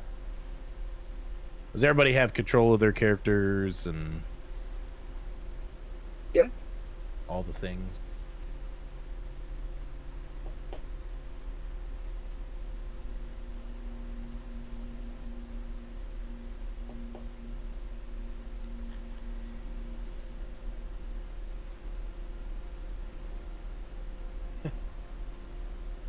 All right.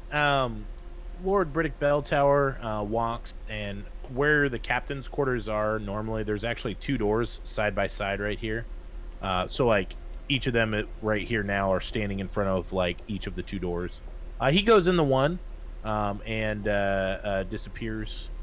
You're assuming is probably his room. As you guys have kind of wandered back up on deck. Is there anything you guys want to do particular while on the ship? Otherwise, it'll be pretty rudimentary. Each day will consist similarly of a breakfast, working for the crew, working all day, and then a supper at night as it starts to get dark. And then it's pretty constant work for them, cleaning, they get shifts where they could take breaks and they can, gamble or interact with each other. But it's pretty basic fare as far as like food and time spent. Are you guys keeping to yourselves? Are you interacting with the crew? What are you guys trying to do? And each of you don't have to all do the same thing either. Be reading your books. I've already, Yeah. I've already learned my Alright. alchemy, so I had enough time for it. So Yeah, I will give you that by the end of the 5-day journey. I can teach him. Yeah, Angel. well, technically, he gave me basically somewhere to read it, and I could do it in 10 hours. That's what you told me. So we had plenty of time. Yeah. So Yeah, you would be able to accomplish an understanding of that book in 5 days, at least the memorization of the information, as it were. So how to say rehydrate the materials that E has, the plants, which ones, and the recipe of what the amounts are and how to heat them, how to mix them, how to grind them up, what parts to use. So you've got a general knowledge of that by the end of this trip. Excuse me, the end of the 5 days. Man. Probably before the end of the 5 days. Aquila, you can add each night. We'll do, let's say, another 3 hours on the book. Okay. There's not a lot of stuff to do, unless you're going to interact with the crew members. Okay. Blackwing, you do notice that there's an orc crew member, and then there's this female, both kind of taking an interest in you, probably because you're unusual being an Aircrow. Arakakra, if I can say it correctly. Oh yeah. And they've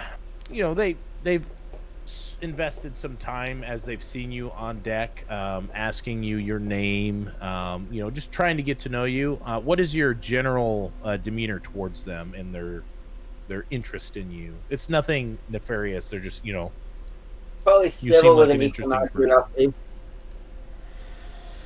with an equal what? Equal amount of curiosity. Okay. They're both. Go ahead.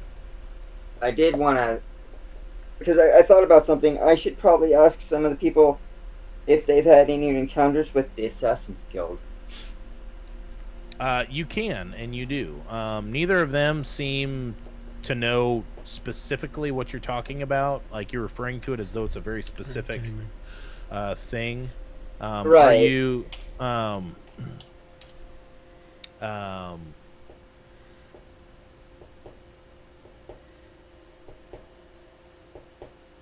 Sorry, I'm typing something down. So no, they don't. They don't seem to really have a lot of information. They're not. They're not real affluent. This far inland. As much as you probably are worrying that they are. You know that they are much further north. There's a lot, so you know you're kind of heading the direction where they might be.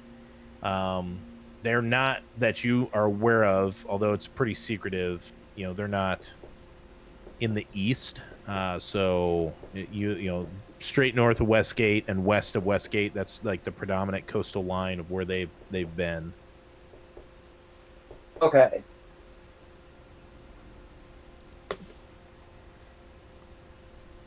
And as you get to know them, you find out the orc is Blarg Sinkcrawler, and the female is Celine D. Lion.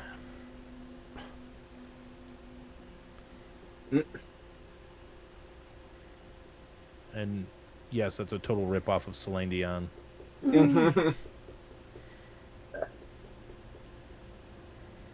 All right. And they, you know, throughout the voyage, first couple days, they end up spending a decent amount of time talking to you when they have free time, just trying to learn about your culture, you know, the other, you know, that Blarg refers to them as other bird people. Excuse me, because the only birds he's ever met, and he doesn't mean anything by this, are birds that he's eaten. So, you know, to him, you're kind of an anomaly, and he's happy to have met you. It's not you don't feel in danger or anything at all from them. I will have you, however, and I'll have everybody else as well make a perception roll as the first couple days pass by. 25. I'll just forget what it is. Jeez. Oh. Passive perception. Yep. Ooh. I'm studying my book. Passive. What's that? E? Is it passive wisdom's perception or intelligence? Or No, an actual roll. So roll your active perception check.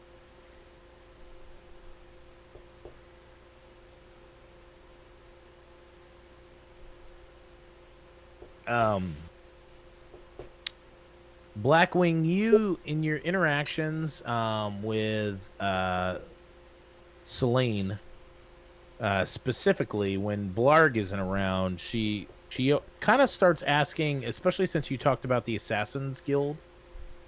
She asks you a lot more questions about like where you're from, who you're with, and she's very interested in Chimera Court, and it gets kind of a lot of nitty gritty questions. However, Achilles is on this boat with you, and the crew and the captain are very happy because Achilles is able to hunt and eat as many rats as he wants. That being said, he is able to slink around the boat completely unnoticed. He does not realize that you can kind of understand and like get things from him, see through his eyes, and you've been doing that a lot. And in privacy, when they think they're alone, you've heard bits and pieces of a plot to scuttle this ship and leave it to sink. Something about tampering with the lifeboats from Celine when she is talking to this crew member over here, which you do not catch his name at all. He's a humanoid, pretty fair-skinned. I'll blow it up for you so you can see this guy. When I find that out, I'm going to send message to Angel. And what are you going to say? Telling them what I overheard. All right. And this is from like 3 or 4 different conversations that you've kind of pieced together that all this information. Like you knew something was going on, but you're struggling to have understood it until now, the end of the second day. You finally piecemeal that's what you think is happening. Okay. So you don't actually have a confession of somebody saying, "I'm going to scuttle the boat," but that's the best you can tell is that they're going to try and sink it, and you assume kill everybody on board by doing it. Right. So we should be on the boat. So she tells us this, that somebody's trying to sink the boat. Yes. Yeah, there's a plot. That is on the boat. Yes. Correct. Celine and this other guy here. Couple crew members we should watch out for.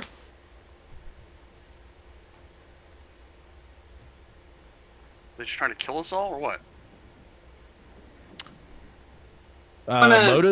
Motive is unknown.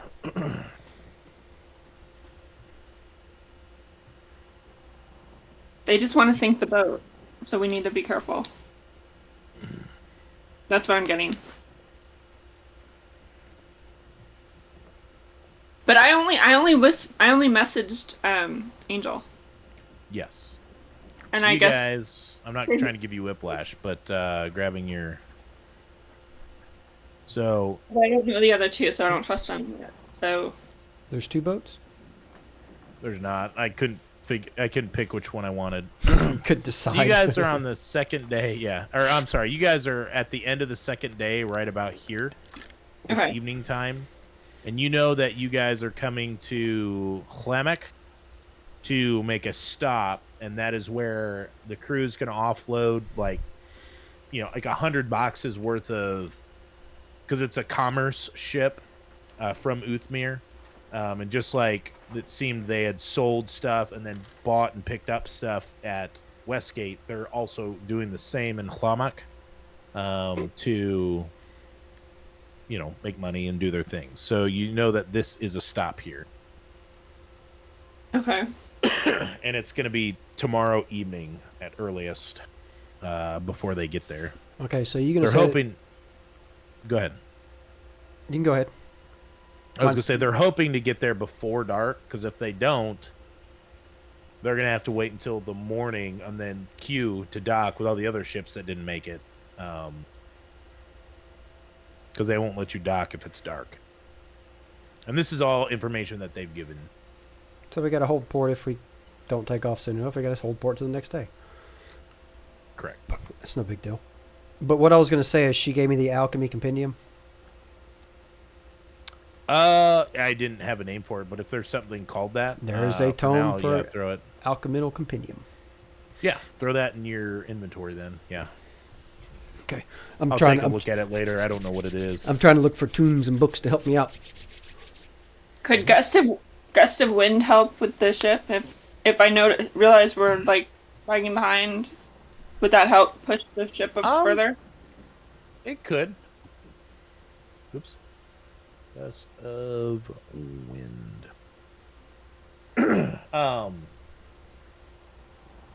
So yeah, it's not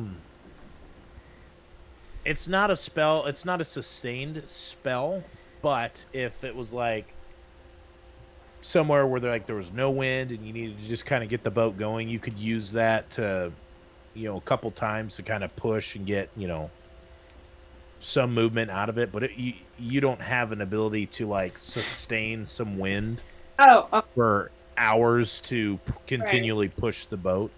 I see.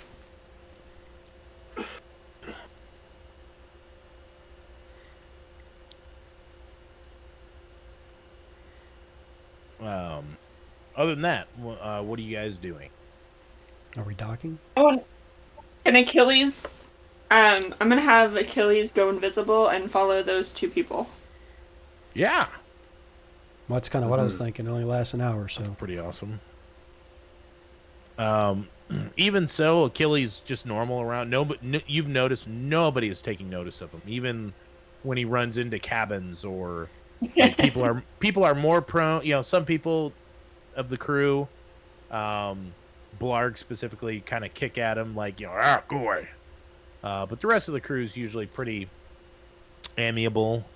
When he's there, it's like, well, he's probably gonna like, eat a rat or something, or a mouse, and hopefully save us from losing some good food that we can enjoy on the voyage. And I'll just have him follow them. So, all right. They don't really interact a whole lot anymore. As a matter of fact, they almost seem to be making sure to avoid each other as time goes on. Which one are you going to stick with?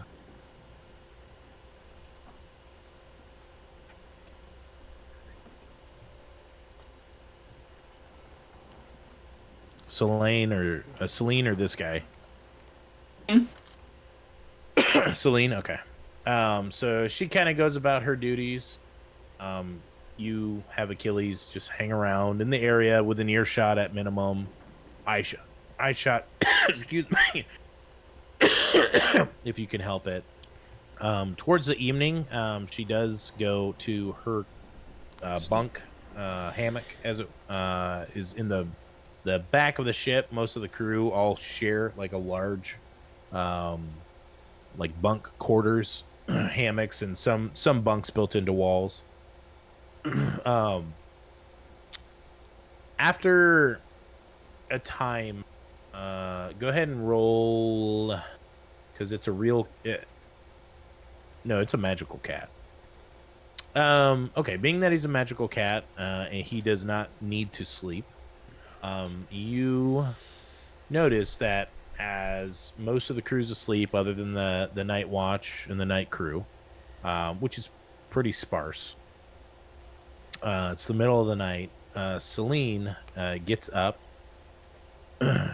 almost from a dead sleep, like she was faking it. Mm-hmm. And she looks around to ensure almost that everybody else is sleeping, and she walks off through the guts of the ship, goes down to the lowest level. She gets to the stairs that lead down like to the actual hull. There's always, usually a couple of feet of water down there. They've got bilge pumps which usually somebody's manning to constantly keep the leaking water out of the ship.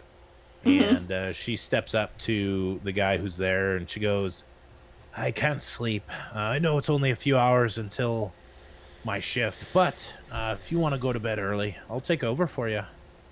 And he obliges. You can tell he's exhausted. Probably been sitting at that pump, pumping it, almost constantly for a couple hours now. Bilge pump. And she moves over and starts pumping, slow, rhythmic, as though she's settling down to do it for the whole night. What are you doing? I'm going to wake everybody up and tell them something's going down. Yeah. You all are in the bunk, in your room, bunked. So that's easy to do. You tell me. I'm gonna tell them that she's acting suspicious, that she just took over a shift that she took over a shift, and she's with the pump, which could lead to her drowning, filling the boat with water and sinking it. So we need to go act. Well, I don't want to just go confront her and think that, accuse her of doing something when they haven't done it yet. So True. What I recommend is us casting invisibility on us and another person, Excuse me. walking down there as quietly as possible, and watching. You said it was Celine, correct? Yes. I have an in with her. We've gotten along in this journey. I've kind of spoken to her a few times. I may be able to approach her without drawing suspicion. Okay. I'm game with that. But if one of you wants to hang back just in case, I'll go with you, invisible. My cat. invisible. Yeah. My cat will be with you. So my cat's already Okay. there. And So- maybe I can let her show her hand. Or There you go. force her. Okay. That sounds good.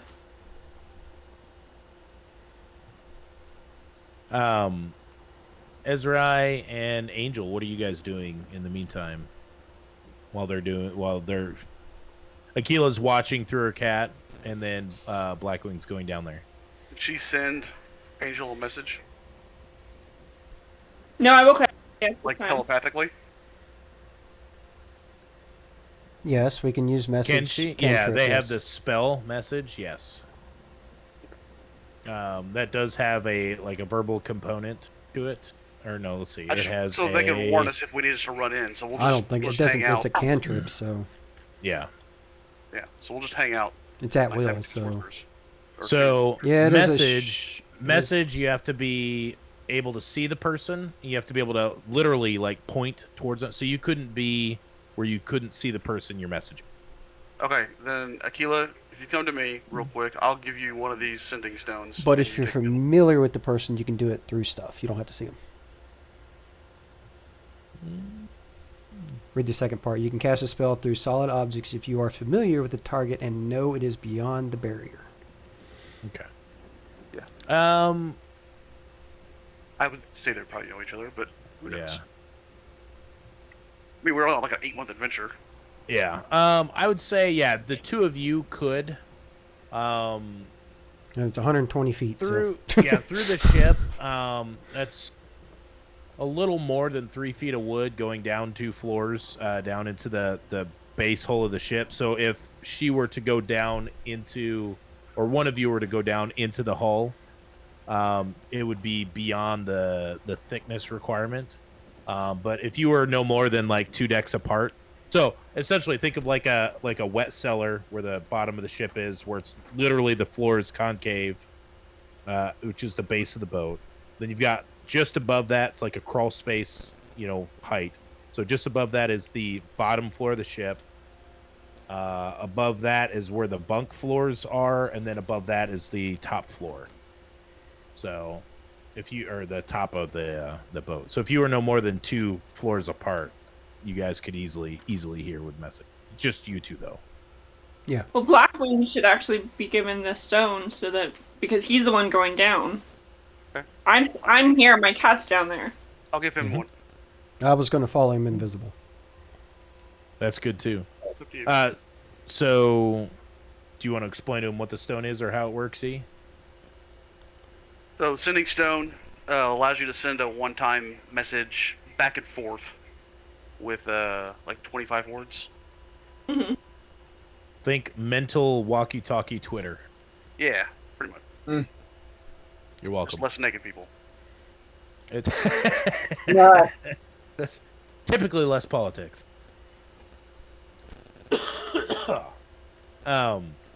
Literally the stones from Dungeons and Dragons.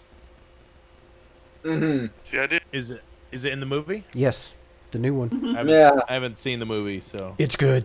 I want to. Yeah. Actually, I told you guys that I'd rent it or whatever and get it, and we could try and watch it online together for a session. Maybe we'll do that in one of the upcoming weeks. I got my Plex. I can stream it on it. yeah. I'll watch Hey, that there it again. is. Anyways, sorry. Continue. All right. Yeah. So this is the plan you're going with. So what was it? Aquila and Blackwing are going down. Aquila, you're invisible, or are you staying? No, I'm sending Achilles. Okay. Achilles Angel, are is you still there, going so- invisible? Somebody said they were going invisible. I was. Yeah. Okay. All right. All right. Let's make it so. I don't have a under guts of the ship here, so we'll separate you this way. All right. Angel, you are Yeah. invisible. So Blackwing, is there anything you're doing ahead of time, or are you just kind of meandering down? Yeah, I'm gonna try to act casual or whatever, like I'm just curious and exploring the ship. Okay. And then, oh, oops, I bumped into you kind of thing. Okay. So as you kind of make your way from the floor you're on, you go down 1 floor. That's the storage floor, where all the crates are. A lot of the long-term supplies are there, not the cargo per se that they sell. And kind of like center middle of the ship, like where this staircase is, there's a hatch and staircase that goes down into like the bilge room, which the bilge room itself, the ceiling's a little bit taller, so the crew member's comfortable underneath it. So there's like a raised part of the floor as you go down. And the hatch is currently closed. Aquila, prior to this, I forgot to say, normally that's open, but Celine, after the crew member left, waited a few minutes, and then she went to go close that. Are you having Achilles stay on the floor he's on, or jump down in? Pretty much, you'd have to be on the stairs or on like the 1 or 2 chairs that are down there to not be in the water. Yeah, he can go sit on a chair. Okay. So he kind of hops down, muzzles up, rubs his head on Celine. And this is kind of as Blackwing is walking down, and she says to Achilles, she says, I really don't want anything to happen to you, fella, so you stay with me, okay? Just kind of idle talk to an animal. Blackwing, so the hatch is shut, leading to the very bottom of the ship.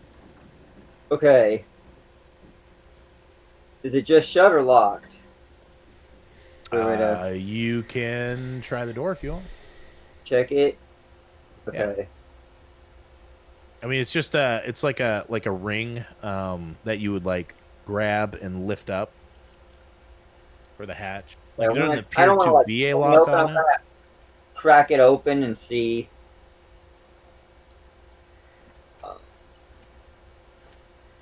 All right, so you kind of reach and crack it open. Celine actually draws her sword and goes, "Hey!"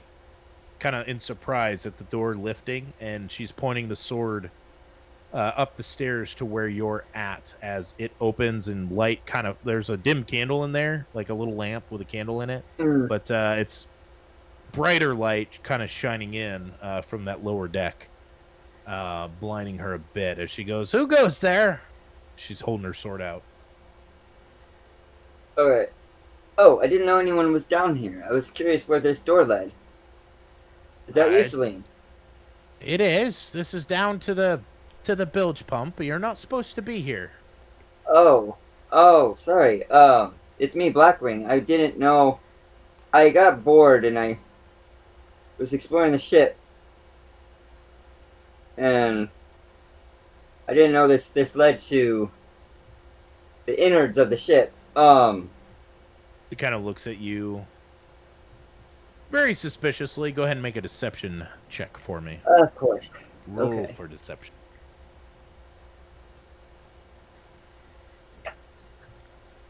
She does seem kind of visibly to calm as she listens to you talk, and she says, "You can't sleep either, huh?"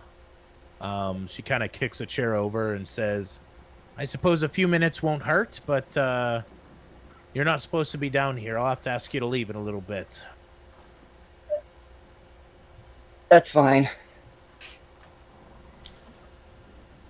So, Are you going down into the chair that she kind of scooted over? yeah. All right. As you go down, are you setting your feet in the water at all, or are you gonna like just hop to the chair and like stand on it, or what are you doing? Yeah, I'll try to avoid the. All right. I could just. Would it be enough to be a perch? You don't want to stand in those water. Yeah, it would. You could. Yep. You'd have to kind of tuck and duck, and stand on the chair at the same time, but it's not unusual, being that they've been around you 2 days and you're kind of, bird-like. You got bird feet and big talons and whatnot, so it's not something that she particularly takes notice of. She just knows, you probably just don't want to touch the water, which is fine. She's got big old boots that go up to her knees that keep her from getting wet. Touching bilge water, yes. And she sits and she kind of is like tugging back and forth on the pump. It's kind of a neat mechanism. Like, it's set up like, instead of a teeter-totter going this way, it's almost like a teeter-totter going back and forth. There's two like handles on it, so like you could tell that if like for whatever reason there was a large water intake, 2 people could be on it, like pumping pretty hard. Um, the handles are pretty thick, sturdy poles connected to the mechanism that as they swing it back and forth, it's got kind of an accordion style, like a pumping action. And when it opens really slowly. You can tell it's like drawing water, and as it pushes, it's a little quicker as it compresses and shoots. And you can hear, if you focus, you can kind of hear the of the water kind of being squirted out or poured out the side, wherever the hole is on the side of the ship where it pushes out. And she kind of asks, what do you normally do when you can't sleep, Blackwing? I fletch, typically. Why, it's fair. Not something I can do, though. Kind of grins. Mm.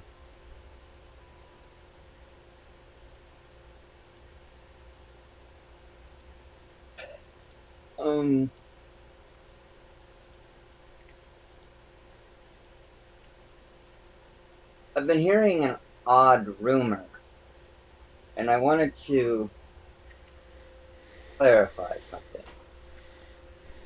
Kind of dim candlelight, but she kind of narrows her eyes and looks over at you. Okay. There's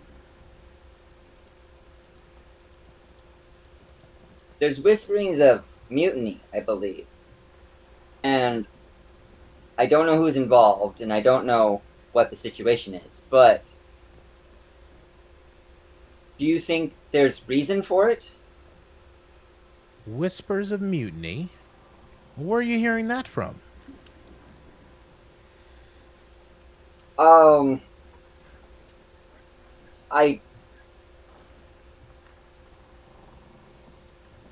don't want to speak out of turn, but I believe I heard one of the other crew members mention something about sabotage of some sort. And if it's involving taking over, the captain seemed well enough, but if there's a problem, maybe we can help. Go ahead, make a perception check and make another persuasion for me. Or make another deception. Hey. Perception. Ouch. Oh, that didn't work. Yeah. And deception. Not as good. Alright, I think I failed. As you're talking, Selene's being pretty quiet, just kind of taking it all in, and she says, well, which of the crew are you hearing this from? Something like that should be reported immediately to the captain. Even if it's only rumors. I overheard it in another room. I don't know who said it. I don't know everyone in the crew. I just heard a voice say something. Pumping. What did they say exactly?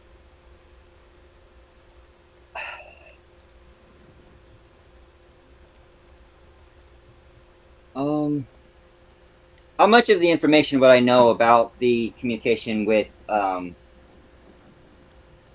between Keela and Keela? Yeah, well, that's a good question. I'm taking liberty here, but Akila, I'm assuming you would have given the gist of, you heard Celine and one of the crew members that you don't know his name, but this guy, here, over multiple conversations, talk about equipment to scuttle the ship, which seemed odd. You heard another conversation about timing. It's got to be before Chlemek, which is the next stop. And you heard another conversation about, it was confusing, but something about the lifeboats, or a certain lifeboat being good, which leads you to believe the others are bad. And you would have relayed that to Blackwing and Ezrai and Angel. Okay. I don't know any specifics, but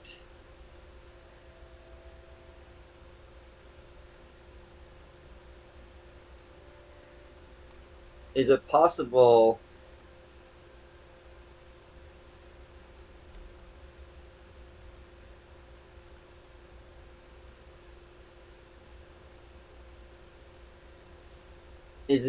that our cargo is being intercepted? Our cargo being intercepted? I don't think so, but I mean, there's always pirates about, but I mean, they're not very prevalent where we're at. I mean, this is the Sea of Fallen Stars. It's not like we're over in the Dragonmere where, you know, pirates are more prevalent. You know, don't mean anything bad about Westgate, but I'm not talking about from outside. I'm saying from within. That possibly that we're being double crossed and they're taking our cargo for themselves. I guess. I don't know. I would hope not. Most of the crew's been with us for years. Even before the monarchy change. She says that, and you register that as when Lord Briddick was telling you about basically the ruler change from the monarchy to the Council of Five. At this point, she had been pumping. She's stood up at this point. She's like, I really think this is something we need to tell the captain about. If you have information, I mean, that's pretty important.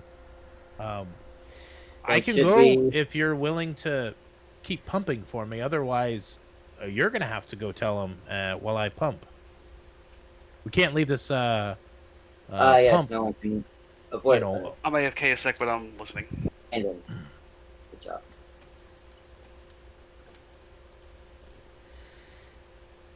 are you going to go talk to the captain?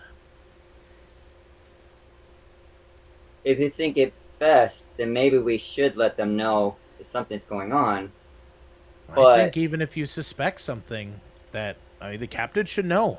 Maybe captain's heard rumors. She's got the ear of most of the crew. I'm sure if other things have come out, that she's probably heard at least rumors about it. If you have, she seems genuinely concerned. Angel, I'm assuming you're in this under area as well. Oh yeah, I'm right there next to him. Basically, you know that to avoid kind of giving up the goat, that you probably don't want to stand in water because then there'd be two leg-shaped displacement. I know where to stand and where not to stand.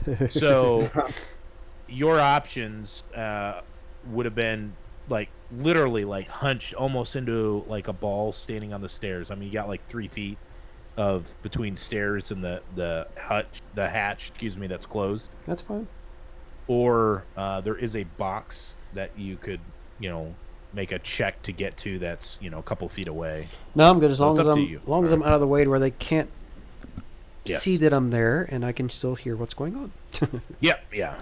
Your Celine has no idea. She's not noticed you. She's not looked over, other than like normal talking, like as people just kind of look and glance past, or stare into space or whatever. They haven't like looked suspiciously at the area that you're at. So. I got you.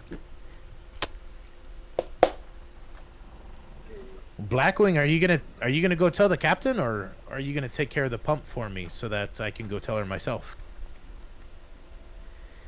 I could take over for a bit, sure. I'm sure it doesn't seem that difficult a task. If I can still do it while standing on a chair, that would be preferable. She looks and she says, I suppose you'll have to kind of use your body weight more, I guess. I don't know. And she kind of grabs the one end and she indicates you to kind of grab the other, like the two handles sticking out opposite sides. And when she pushes, you're pulling. When you push, she's pulling kind of motion. And she kind of like gives you the 30-second, like, this is how you do it. And she says, all right, I should be back shortly. I'm sure if I'm not, for whatever reason, Captain will send someone else. I'll let her know right away. and she starts up. She opens the hatch and starts walking out. And I follow her. As Okay, she yeah. as she sets the hatch back down. Well, I was going to explain to you before you walked out. Is the hatch already closed? Because I was going to back out before she even walks up the stairs. The stairs are wide enough that you could like be way on the edge. I mean, they're like 4 or 5 foot wide. Okay. Yeah, I probably you couldn't have could. closed it after me. Yeah, you could maneuver pretty easily to stay away from, touching her. It's pretty dark too, so even if she like brushed past or hit you, it's like it's dark. It's dim in there. But There's as she always a gets chance. out and she starts setting the hatch down, you whisk through really quickly, avoiding getting pinched as Right. she puts the hatch back down or causing it to do something odd. Bounce? What the fuck? Ow! And as you kind of move back and start turning around, you see that she's already grabbed several stacked boxes of cargo that are wrapped in like a big piece of netting, and she hauls on it as it drops and crashes down. Blackwing, all you hear above you is a massive crashing sound on the roof very shortly above your head as she turns and she starts walking to the stairs to go like the direction as if she was going to go tell the captain, but now she's thrown some boxes that have toppled over that are setting now on top of the hatch. Ha! Okay, so she's basically trapping him down there. Gotcha. Yeah, they sounded, and like the way they fell, they seemed very heavy. Would Achilles have heard that? Yeah, So Achilles too. Yeah, Killa I'm would have sorry. heard it. Achilles. Actually, I'll tell you what. She would have reached down and grabbed him and carried him Oh. out. Okay. Oh yeah, 'cause she wants to keep it. Right. Yeah. So she's got Achilles in her arms as she did that, and she turns and she is now walking to go towards where the stairs are. Angel, are you just following? Oh, yeah. Okay. She grabs opens a box lid near the stairs, pulls and grabs out a device. It looks like a giant metal rod that's like flat. It's hard to describe. It's like it was flat at one point, but like it was twisted almost into like a big screw. And it's got like a big, like awkward shaped handle with 2 wooden rungs on it. I don't know if you've ever seen your character anyways. Like a giant hand drill. I do have And she tool sets knowledge. the cat so. down. Okay. It's not a well-known tool anyways, unless you're probably a woodworker, but it, isn't like the most mysterious of things. And she starts walking back towards the front of the ship, and she seats this up against the wall, and she starts screaming. And I stop her. It's pretty big around. I stop her. It's like this big. I stop her. And how do you stop her? I'll put my hand on her and go, "What are you doing?" Oh, She shit. starts having like heard a random voice, Because as that time I become visible. Because as soon as I talk, I become visible. Oh, okay. As you do that, then go ahead and make an initiative roll, please, sir. Told Ezra what I saw through the 19. Okay. cat. So we'll probably be heading down. Yep. We'll go ahead. Everybody can go ahead and roll initiative then, including your poor trapped bird friend. And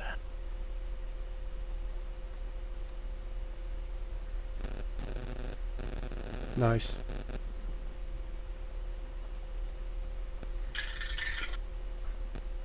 all right. It's been a long time since we've played. I'm like, all right, how do I Right? do How does this work? again? All right. Anybody 20 to 25 for their total? Yep. All right. Blackwood. Starting off potent. What are you at? 20.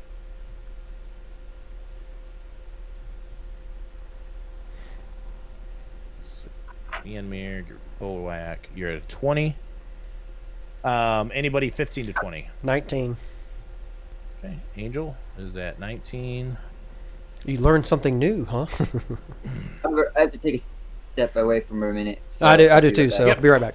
Yep. Anybody 10 to 15? 12. Okay. Roll a dice for me and roll a d20 for me. Real quick. Just straight d20 and tell me what you get. 13. One more time, I'm sorry. 13. 13.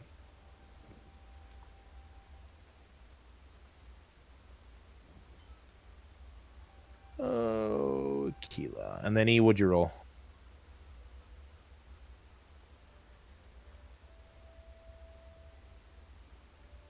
E.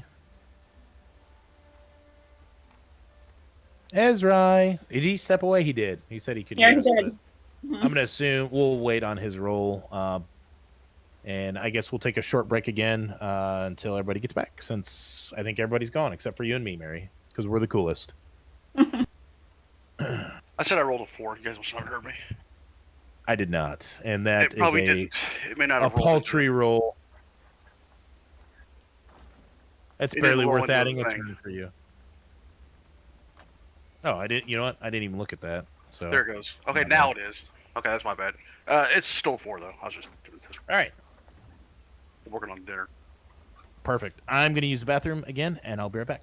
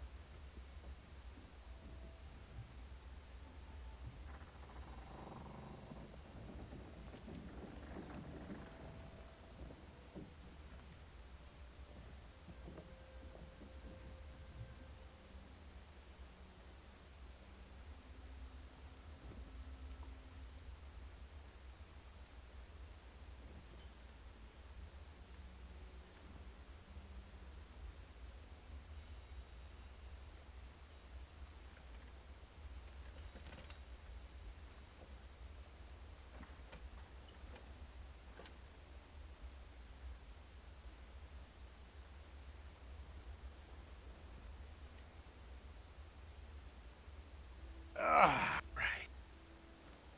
We having fun so far? Yeah. Yeah. Cool, good. All right, you guys don't all die. Is the right answer. Cool, we died. Yay. Roll characters. I don't know. I mean, it's a slow start. All right, you die. Right. All right, we all back. So the ship blows up and everybody sings. Damn. I'm here. All right, You obviously we didn't can want start. you didn't want to put me in the turn order. It's okay. You're there.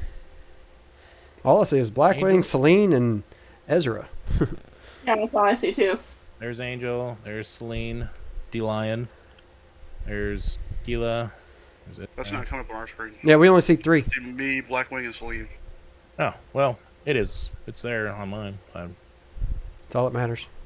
don't know what. It just says count 3. Yeah, it's all I mine don't know what says. to, adjust. Huh. Let's try. Maybe try refreshing. That's what I'm trying. That being said, Angel roll. Sorry, does a Nope, still didn't work. 14 is not going to hit, right? No. So that's as you say that and you reach to stop her, Celine, with the tool in her hand, holding it with both hands, swings like tip of the blade first, just past your face. I mean, you are just able to like duck your head back out of the way as she swings it at you. Kind of screams a little bit and says, "You, what are you doing? What are you doing?" Why are you trying to drill a hole in the ship? And I'll let you take an actual turn if you want to take an action or a bonus action. And Yeah, yes, hold- we can still continue the conversation. Well, it depends on if you let me to manipulate hold person where she can still talk. No. I didn't That think is so. not something you know. No, only GMs can do that. But you can wait. Yeah. We're God. Yeah, right. You can wait for her answer, I guess. As she looks and she says, "I'm repairing the ship. You shouldn't be down here." Putting holes in a ship's not repairing a ship. That's destroying a ship. What do you know about building ships, sir? My family is from a heritage of ship makers, and yes, sometimes you have to put a hole in the ship to put a peg in the ship to repair it. That's fine. Now see if you let me do this. To message the captain to tell her to come here. You don't know the captain well enough to do that without seeing her and being able to point at her. I should be able to, well, it depends on if she's like on top of the thing or whatnot, because I should be able to see her on the ship. You guys are on floor 2 of the 4 floors. Okay, so we went down. Floor okay. is the top of the ship. Okay, Yeah, so okay. you're not in the cellar, but you're in the basement. Okay, I didn't know if we were still up top or down. Gotcha. Yeah, it's complicated because I don't have actual I know, right? We don't have levels here. decks of the ship. Yeah, we're all theater of the mind, sort of.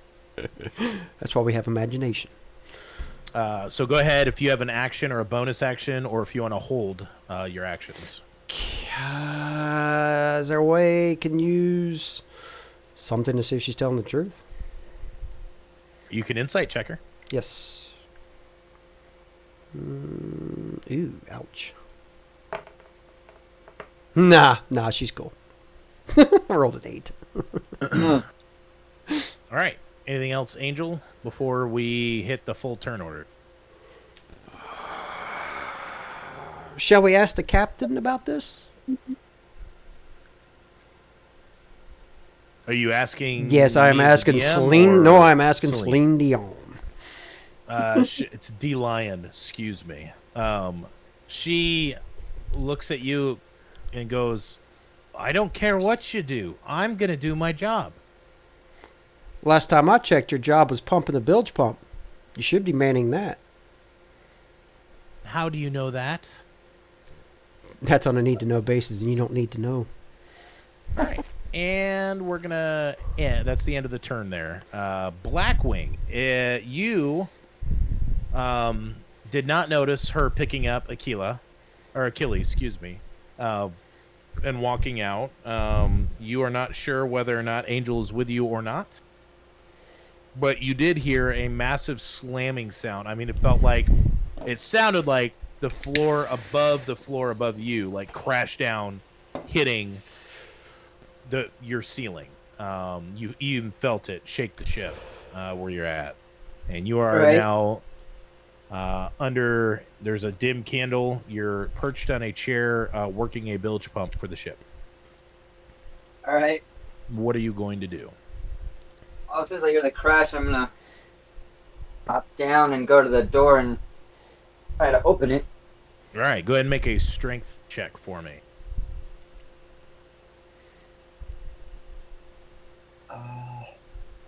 All right, just a basic check. Yep.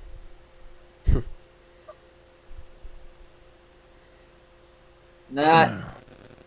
Yeah, it's pretty cramped as you kind of like buckle your shoulders and arms up, and you kind of get your feet up on the step as you push, and it's as though the door is just a part of the floor right now. It does not budge an inch. Sure. That will Yeah, that have been your confirms that. action. What's that? That confirms I am trapped. Yeah, you're pretty sure. That was your action. You have a bonus action left if you like.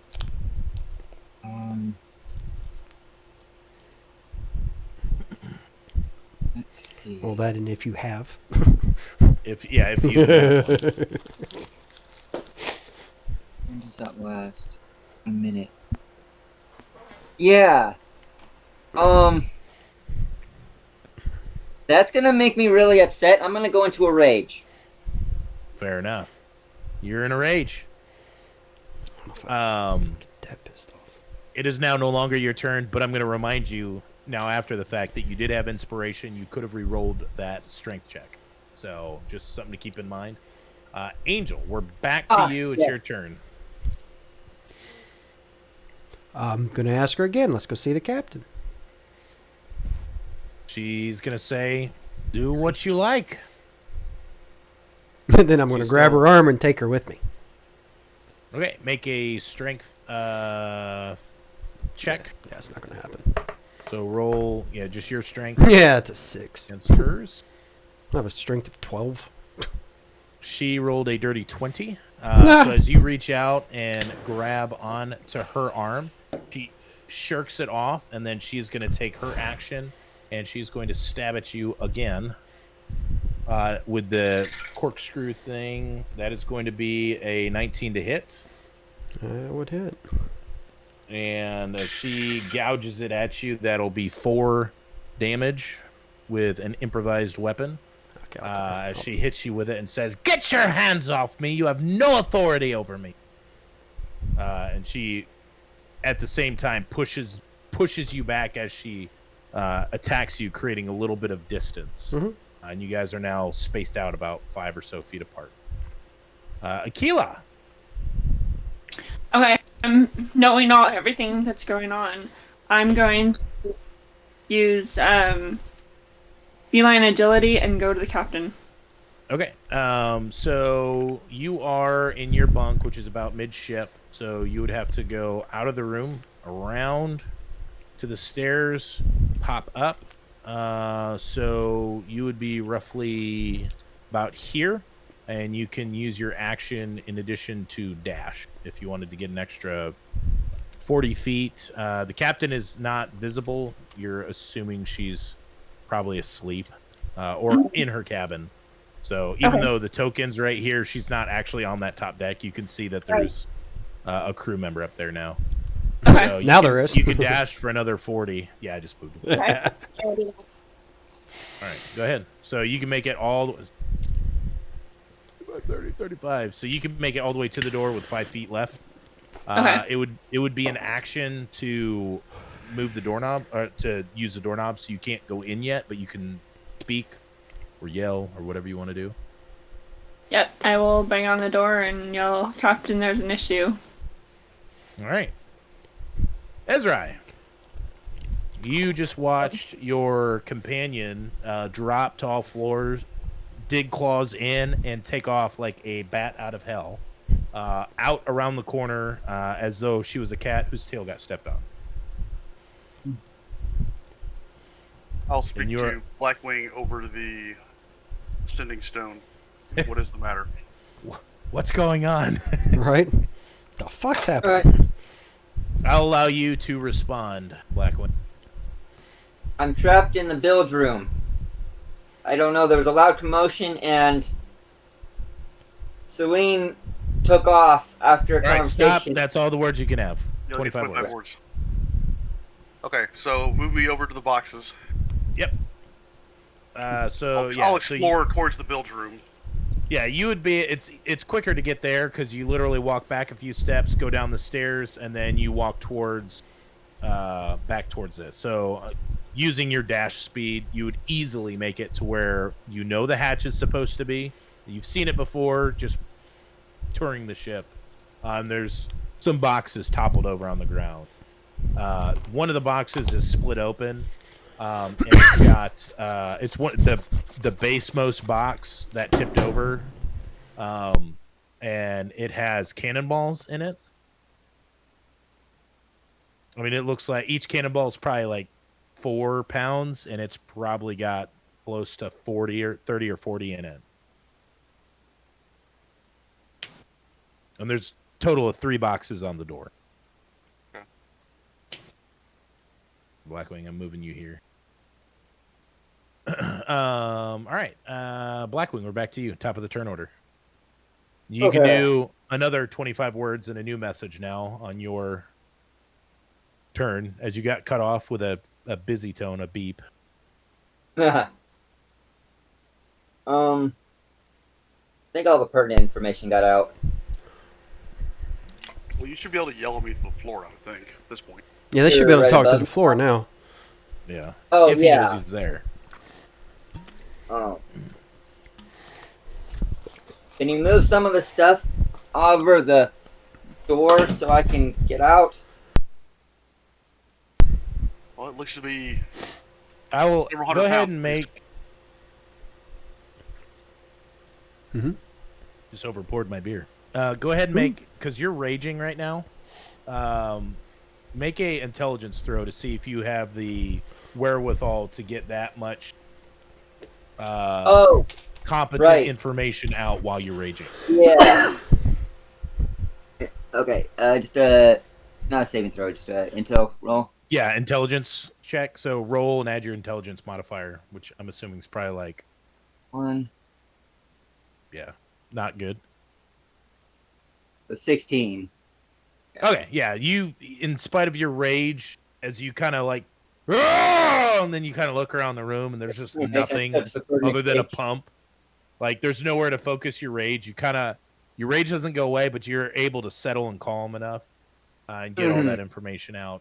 You may make an attempt on the door again if you like. I believe at advantage, because if you're raging, I believe you get advantage on strength checks. Yes. And then if it doesn't work, I'll use my inspiration as well. The inspiration's good for one reroll. It doesn't give you a reroll on both for your advantage. Oh, right. So make your first 2 rolls. Ooh. I need a real roll on that. Inspiration on that one. No, not inspiration, but regular one. Okay. Oh. So before I tell you the 20s is a success or not, you can choose if you want to re-roll the 5 with your inspiration to see if you can get better than 20.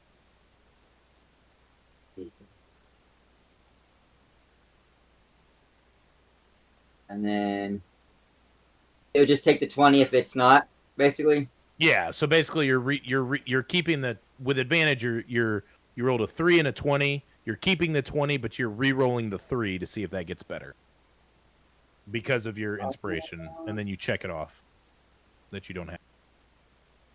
If you want to re-roll.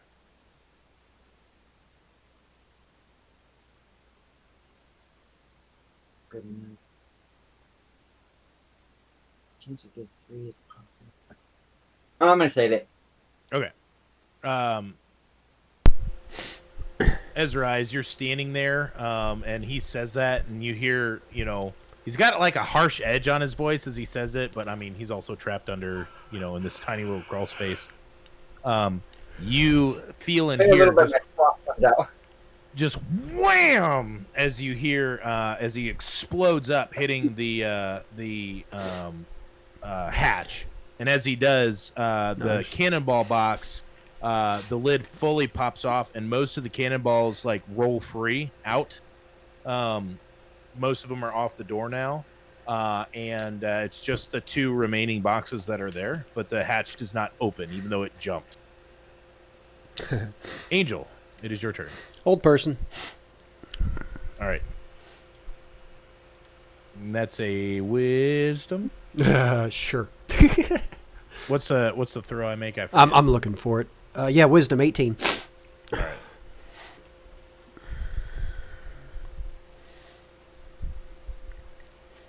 All right. She does not make it, so she is now froze and held.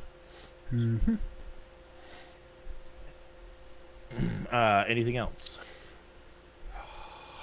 Well, considering that's my action, bonus action, I can't do anything that's worth a shit, so that's pretty much it.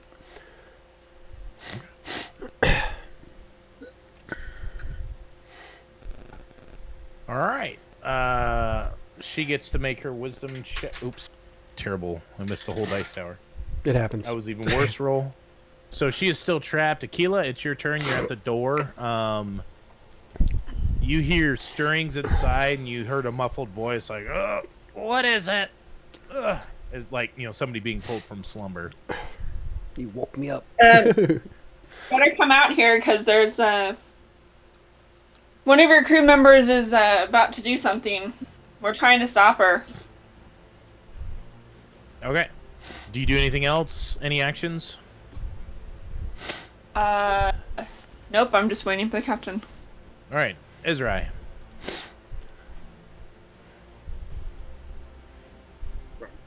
I'll look around. Is there any blocking tackle, or how does stuff move? So all the boxes were kind of entangled in a net, like a piece of the netting ladders, what they use to like climb or to hold things on a ship. So that is wrapped around the 2 remaining boxes that are on it. So you could theoretically grab those and haul on it. See if you yank it off or drag them any distance. It'd be a strength check. All right. Pretty awful. Here we go. Make hay. No. Nice. -1. Yikes. You weren't joking. Your strength is awful. Mine's horrible. Blackwing from underneath, you hear no noise after you asked and pleaded for help, and as Ezrai had said something over the sending stone. You're not sure if anybody's up there or not, but Ezrai, do you have a bonus action or anything you want to do? That's right. Push just hernia back in. Yeah. Yeah, you just shit half your butthole out. Pretty much. I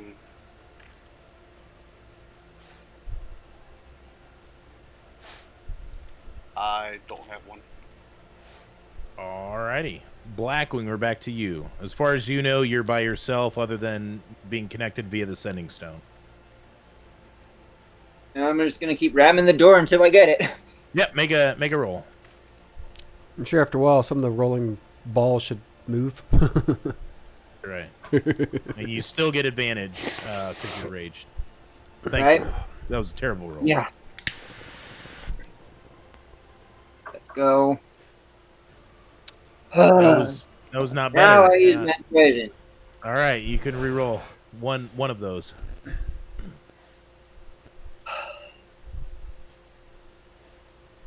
Oof. A case of Re-roll the this old bit. dice would be nice. Ezrai, go ahead and make a perception roll for me as well. I forgot to tell you. Go. All right. Oh, there we Nice. go. That'll work.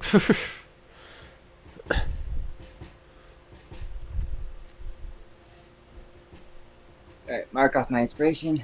All right, Ezrai, as you're kind of did that haul on the netting or whatever, nothing happened. I mean, just absolutely, you fumbled the fuck out of it.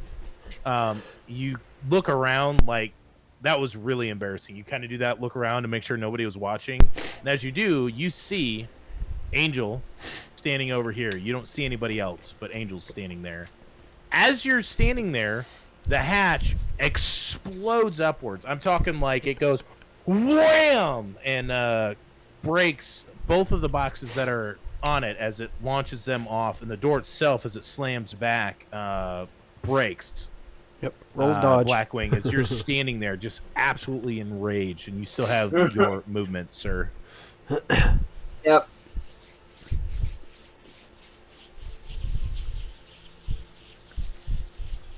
You have no clue where anybody's at other Bust than out. you see Ezrai standing above you, which you didn't know he was there, but you see him now standing above the hatch, assuming probably that he just got there.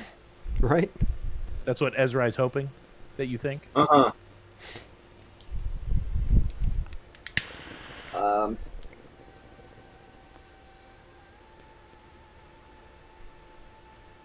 Okay.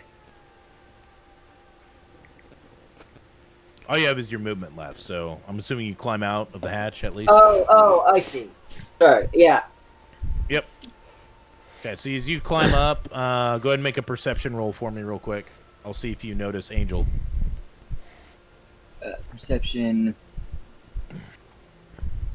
Why can I never find it? Oh, yeah, it's way down here. Yeah. It's in the peas. Yeah.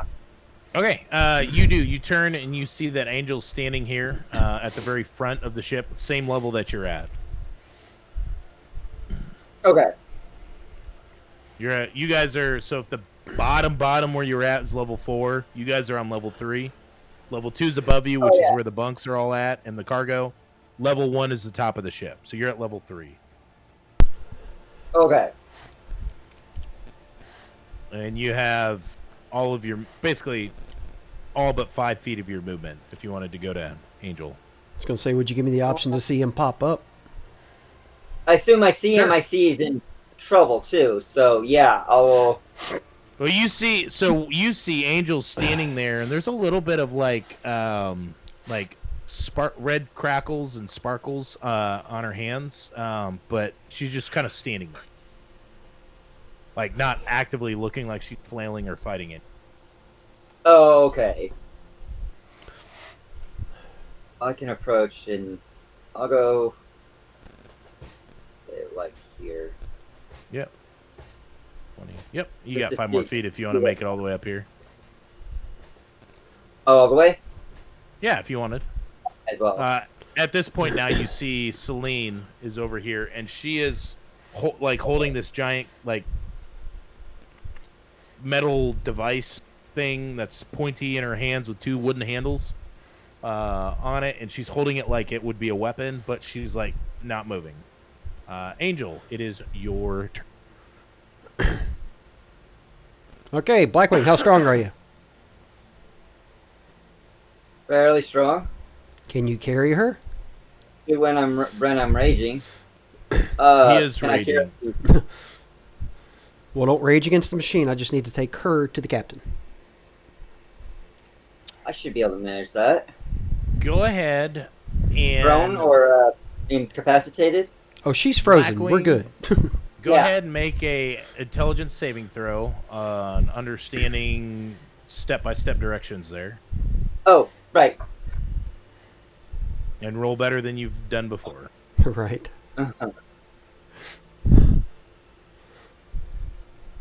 Okay. That's great. But Would you roll? Oh, is 12. it, there it is, 12. well,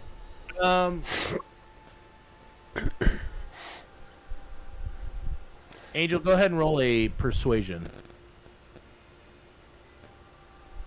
Oof. 17. Okay. All right. Between the two of you, you can kind of get Blackwing. Blackwing is just, just hulking basically, as he walks around the corner. And you understand enough, so go ahead and make a advantage of you strength. know that. I was Make, with them. make a strength check, excuse me, for basically slinging her over your shoulder. Actually, don't Okay. even make a roll. You're Oh, no? raging. All You grab and you throw her over your shoulder. She's like a plank, a board, she's frozen. Mhm. And you are now carrying Celine. After he does that, Okay. can I remove the weapon out of her hand? Because I don't think hold Yeah, person petrifies you. go Just ahead. you can't move. Yeah, go ahead and I'll say you grab the corkscrew thing and you kind of like wiggle it out of her hands, which are kind of frozen or whatever. But like you can wiggle it out. All right, I'm just gonna throw it on the ground. I mean, All right. no, take that back. I will take it with me. Okay.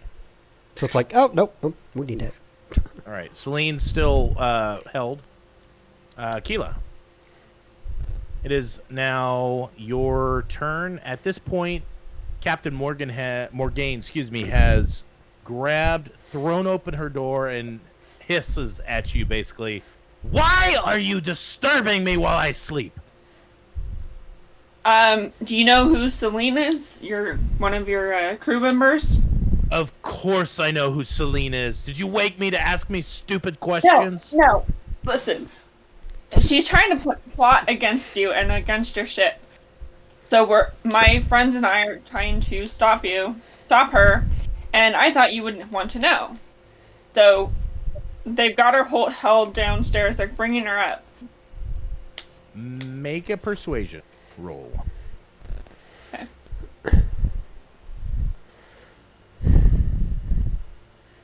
Oh, 7. okay. Ouch.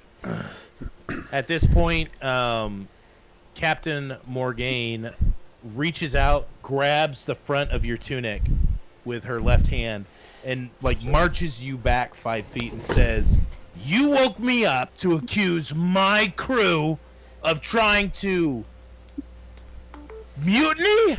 And she's got you held now, and you're grappled. Essentially, you have free movement of your hands, but she's like got you like held firm. Anything else, Aquila? That's exactly what I'm saying. Yeah, that's exactly what I'm saying. Would you rather we didn't tell you? Would you At this rather- point, I'm not going to have you roll again for persuasion right now, but at this point, you can tell that as she's waking up and as you've kind of spit out this information, she's not at all buying it, and she's just pissed.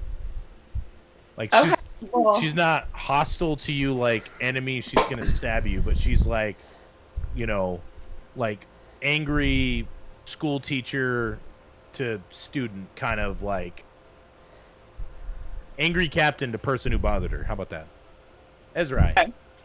That works. it is your turn. You now see that Blackwing has exploded the hatch and marched over, picked up Celine D. Lion, and thrown her over his shoulder, and is now have turned like he's going to be marching out. I'll follow along with them. Okay. So the stairs to get up to the second floor are here, and then the stairs that you see on the map are here. So I'll say, yeah, easily you can get to those stairs. Blackwing, I'm assuming you're just marching up. Oops. Yeah, I'm going to the upper deck. Angel, I'm assuming you're following. Yes, sir. Both of you so for posterity's sake, we'll say you guys all make it right here to and start marching up onto the main deck at this point.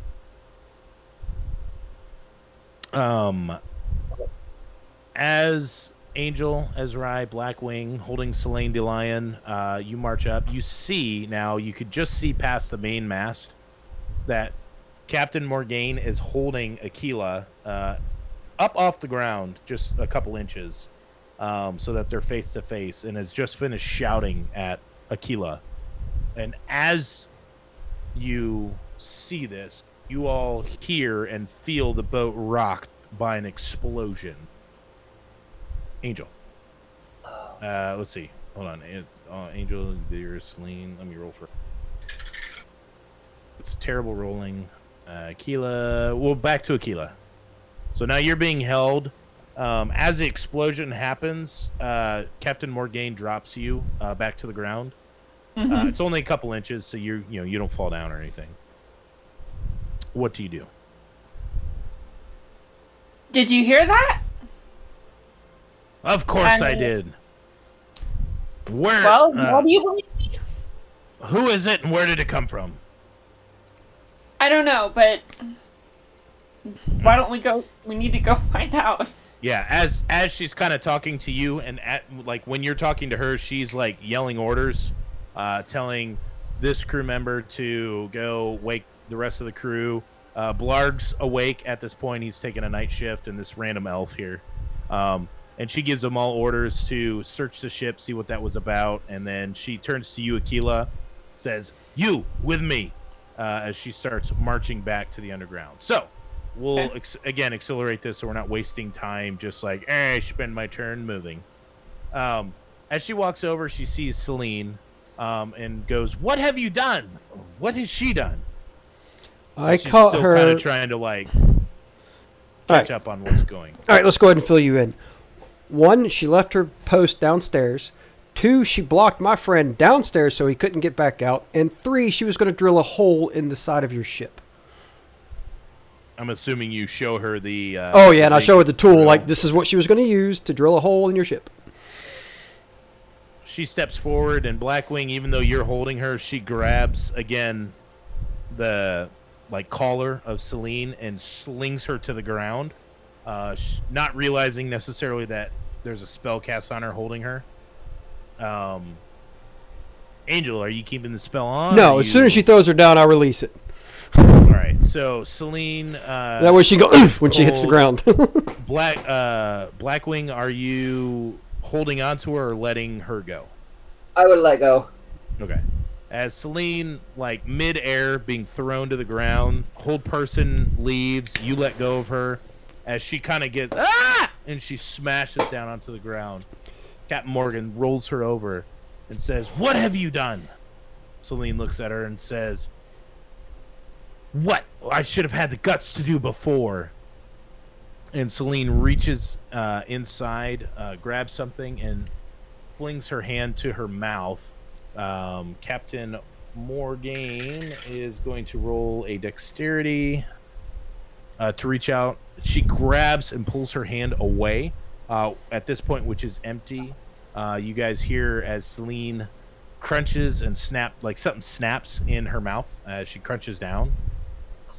And she looks at you and she says, "You won't get away with this."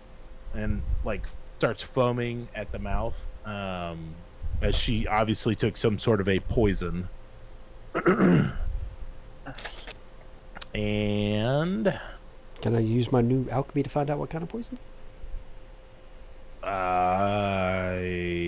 I mean, you could take a sample of it if you wanted, but I mean, to actually study it and figure it out would probably take you hours and hours at quickest. I got you.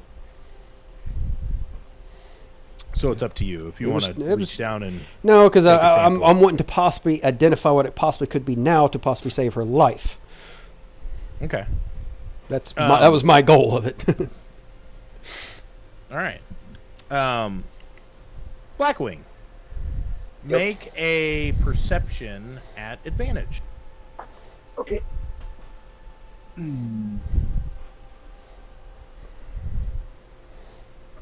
Okay. Nope. That's a little better. Oh, okay, barely. All right. Right. Yeah. All right. Blackwing, you see a tattoo since Celine has been flung to the ground. Her by her collar, her shirt's ripped open a little bit, and high up, like on her chest, above like the right breast, there is that tattoo. The twin darts, black darts, and you recognize this. Oh, okay. I don't know if you're picking up what I'm with the Throw it rock. down? Yep. All right. Yep. What do you do?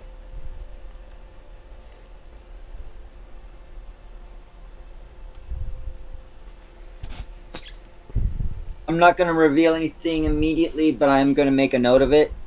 Okay.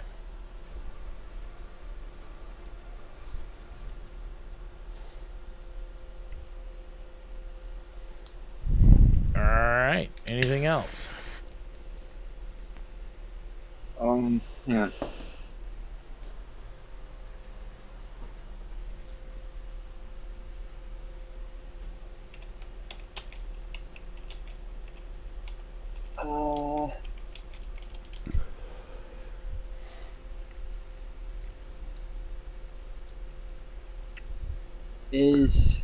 We've got, this is probably going to be about 30 to 35 minutes more if you guys are okay with that. Well, I'm fine. Yeah. It's a little after 10, so. E, is that cool with you? Yeah. Okay. Let me know if it's not. I don't want to make anybody upset if you have plans or anything. Don't think there's anything to do as far as that's concerned, so...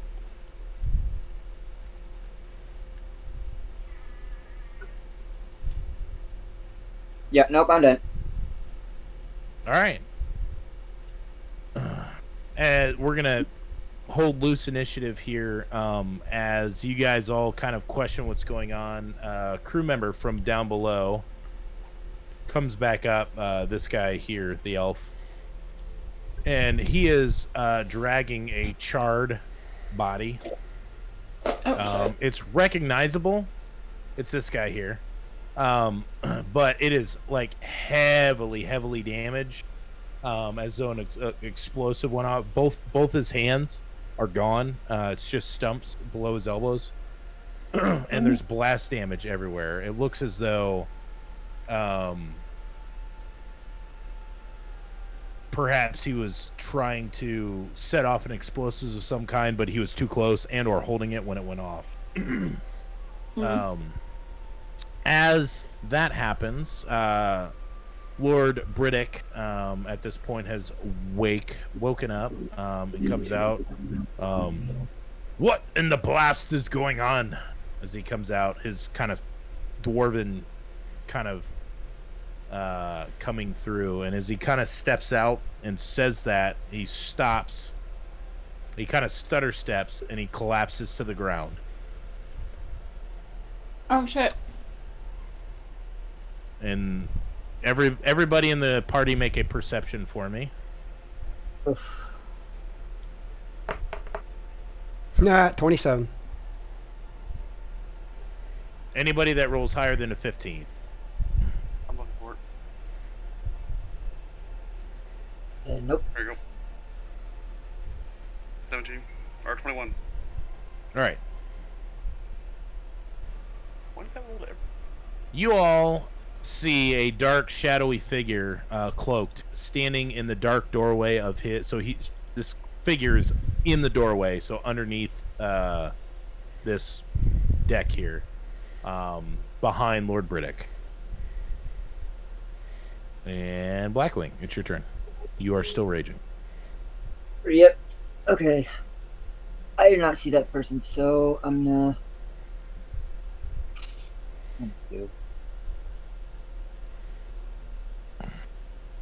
Don't really have a target for my rage, except maybe up to the person. I was going to say, if anything, possibly check and see if there's any damage. If you don't know of this person down here from the explosion. Yeah, would you roll Blackwing? Yeah, you have no clue. You have not seen this person, but Yeah, I'm unaware. So if anything, Yeah, you know of the explosion. So I would possibly, if that was what I would do. Yeah, go to the explosion site. That's a good idea. Just Alright. check the damage. So in a rage, Blackwing just Angel, you almost get run over. Well, yeah. And Ezrai, as Blackwing just darts down to the second floor. So you are. I'm going to put you over here in the water, just signifying you're in like floor 2. Okay. Make a perception roll again for me, Blackwing, to see what you see, and Angel, will move on to your turn. All right. So Angel, Yeah. Aquila, and Ezrai, you all see this person in the door here.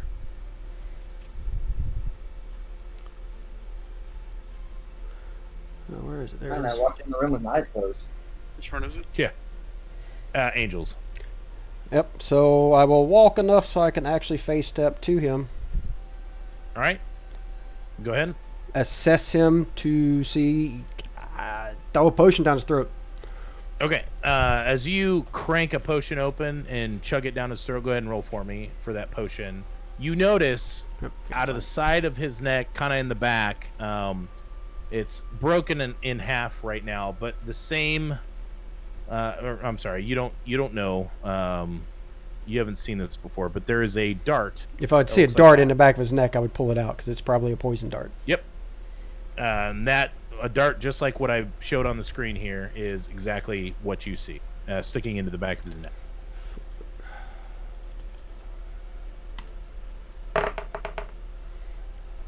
$12. All right. As you pump this potion down into Briddick, you can see that like the black and the veins and the kind of a greenish hue that's spreading across his head and neck pulls back some, and as he heals, but you get the idea that he is poisoned, and that without an antidote, that it's gonna continue causing damage to him, if not killing it. Okay, so you hang on. I did a face step. That's bonus. Mhm. You let us throw potions down his throat. Will you allow me to use my staff for my last action? Technically, you used 2 bonus actions, so it was like a bonus and an action. So we'll wait until next turn. That's why I was asking. All right. Because I do have lesser restoration, which will get rid of the poison. Is on the ground, and she is like gurgling, foaming at the mouth. One of the last things she does is she takes out a dagger, and she tries to sit up and slash. Holy cow, that's. And she stabs up at Captain Morgaine, hitting as she buries a dagger into her, basically her solar plexus, like below the heart, but like maybe into a lung. It's hard to tell. As she just drills it into the captain. So not 4th and 5th rib, just 5th and 6th rib. Sure. Name the movie. And then Celine drops to the ground, and you're pretty sure she's dead.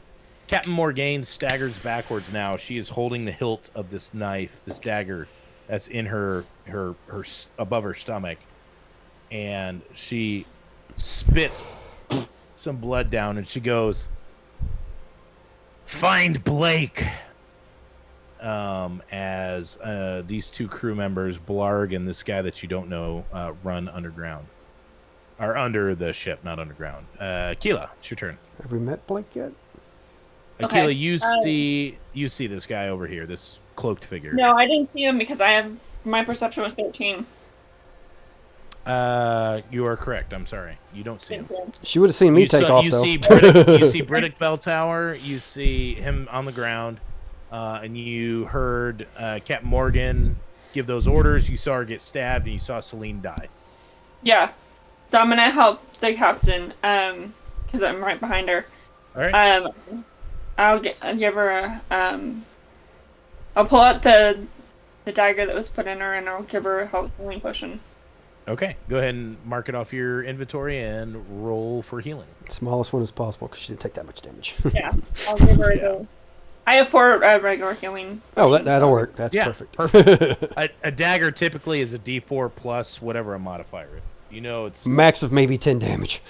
outside of like being stabbed like through the eyeball. Right. You know, that's not a lot. With a natural 20.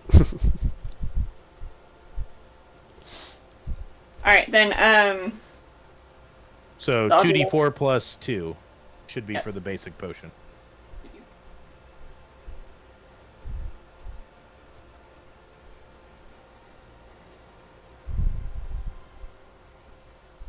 Points. All right. Seems to perk her up. You can see like the wound, even though it's fresh with blood, it doesn't seem to be pumping blood out. As we move on, Ezra, you did see this guy over here, standing in the doorway. I say guy, this person, cloaked person. Oh, God. You didn't scream, "What are your pronouns?" Right. How dare you fucking damn mispronounce me.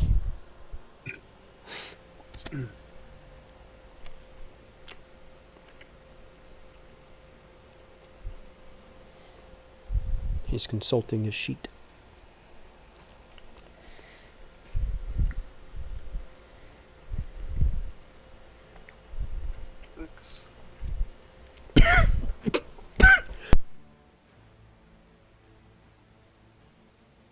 And then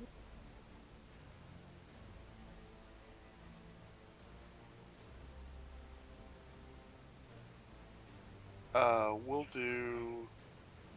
Like I'm over here dying. Who's dying? I'm coughing to death. You are? In real life, not in game. Oh. Okay. Yeah, we don't care about real life. Right. We just care about the game. Would you shut up? Would you die quietly so we can play? I'm sorry, I'll mute myself. Jerk. Call the ambulance on your own time. I rolled a win, it didn't happen. I'll roll. We'll do. Uh-huh.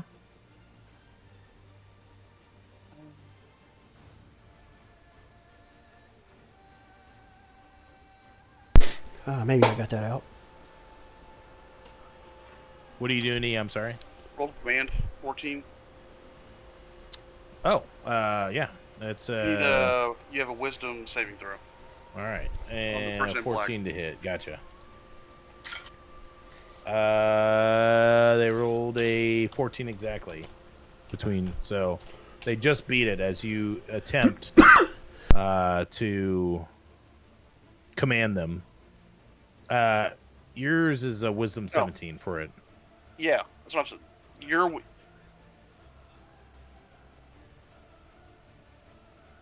I'm looking at your sheet. I didn't roll high enough.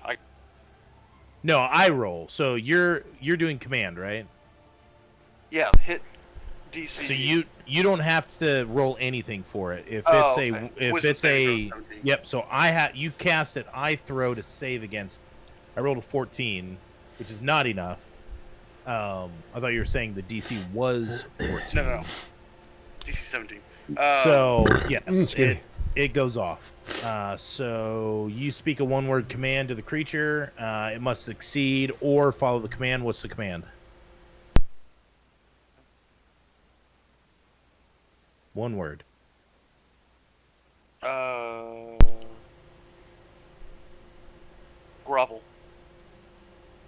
All right. Falls prone and end your turn. So you guys watch as Ezrai just walks towards. He doesn't draw a weapon. He doesn't do anything. He kind of reaches slightly out, as though maybe he might be casting something, and you hear him mutter under his breath, "Grovel." And you watch as this shadow-cloaked figure steps out, drops to his knees, and bows his head down and starts whimpering, "Please." Blackwing, it is your turn. You are down in the second level. I'm sorry, you're down, in the second level. Looking for a damage, an explosion, or whatever. You do notice towards the back of the ship that it is on fire.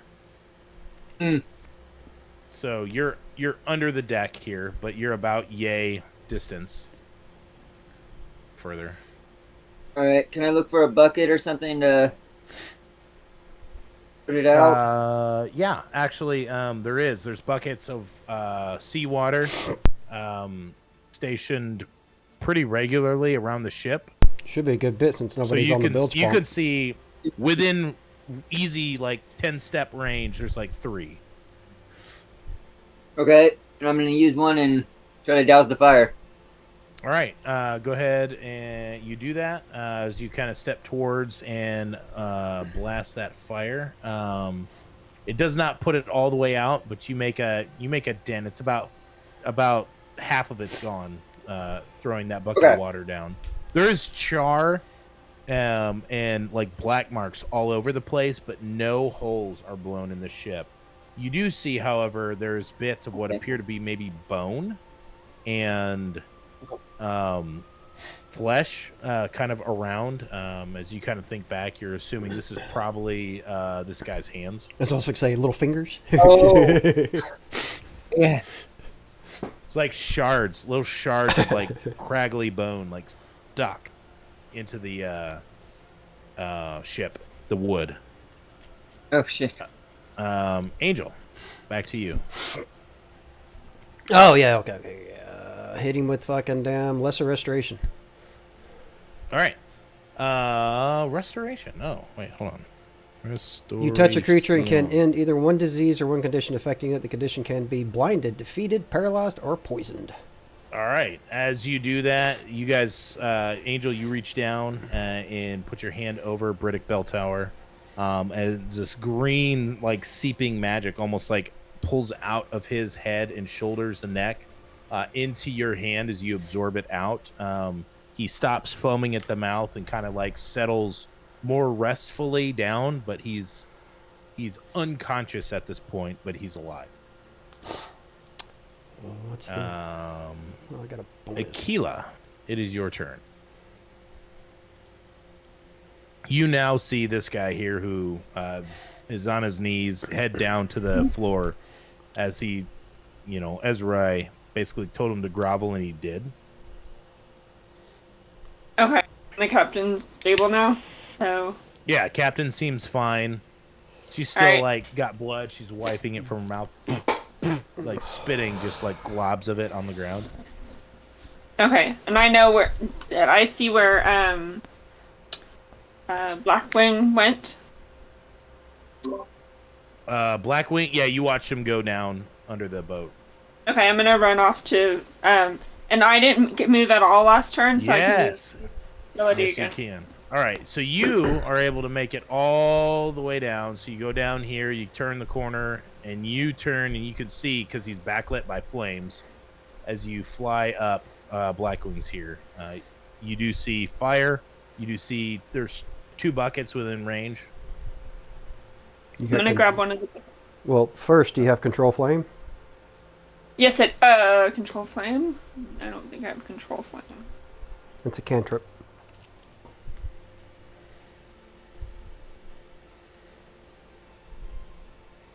No, I do not. Never mind then. All right. Just make it small. You're grabbing a bucket and throwing it on the fire. Yeah. All right. Just don't grab the one marked second- alcohol. Second bucket does not smell of alcohol. You're Right. able to like throw and splash it, and it douses the rest of the flames. There is a little bit of kind of red ember still in some of the wood in the floor, but that would easily be stomped out by you guys if you wanted. Ezrai, Heard a noise. it's your turn. Is the fire under control? You don't know. You're not down there. You don't even know that there is. You a don't even know fire. if there's a fire. Yeah. There's an explosion. There's got to be a... Maybe. Ship's not toppling over, so we should be good for now. Yeah, it's not listing. Doesn't seem to be. We're not all grasping to one side because it's tipping over. I mean, Examine the person on the ground here. Mr. Groveler. Yeah. So you're stabbing him? Examining. Oh, examining. Same stuff. He's a cloaked figure. He's got like this dark cloak. He's wearing a black cloak and hood. He's got a dagger in his hand, and he's got a dart, about yay big, 3 inches or so, 4 inches, in his other hand. You recognize it as a throwing dart. It appears to have some sort of an ichor on it. It's black and brown. And he's on the ground, groveling, to your liking at this point.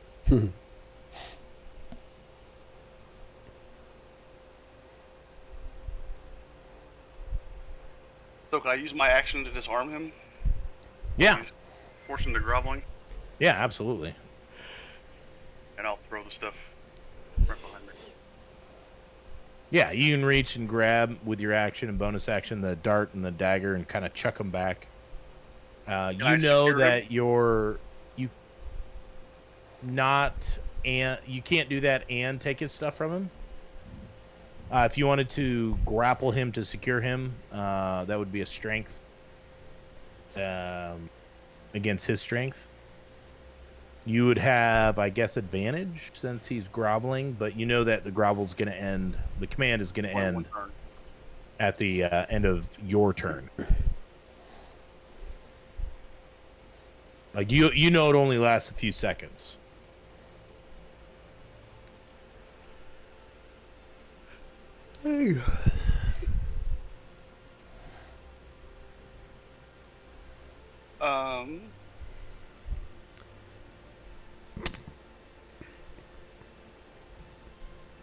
Let's do...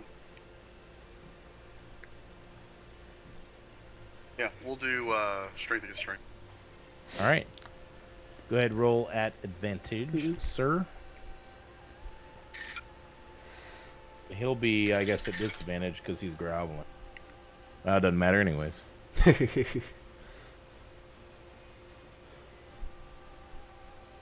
All right. Yeah. Oh, wow. Even with those seemingly not great rolls, he rolled a 7. Okay. So you are able to grab both his arms and just crank him behind him. So now you're like in full control, holding onto this.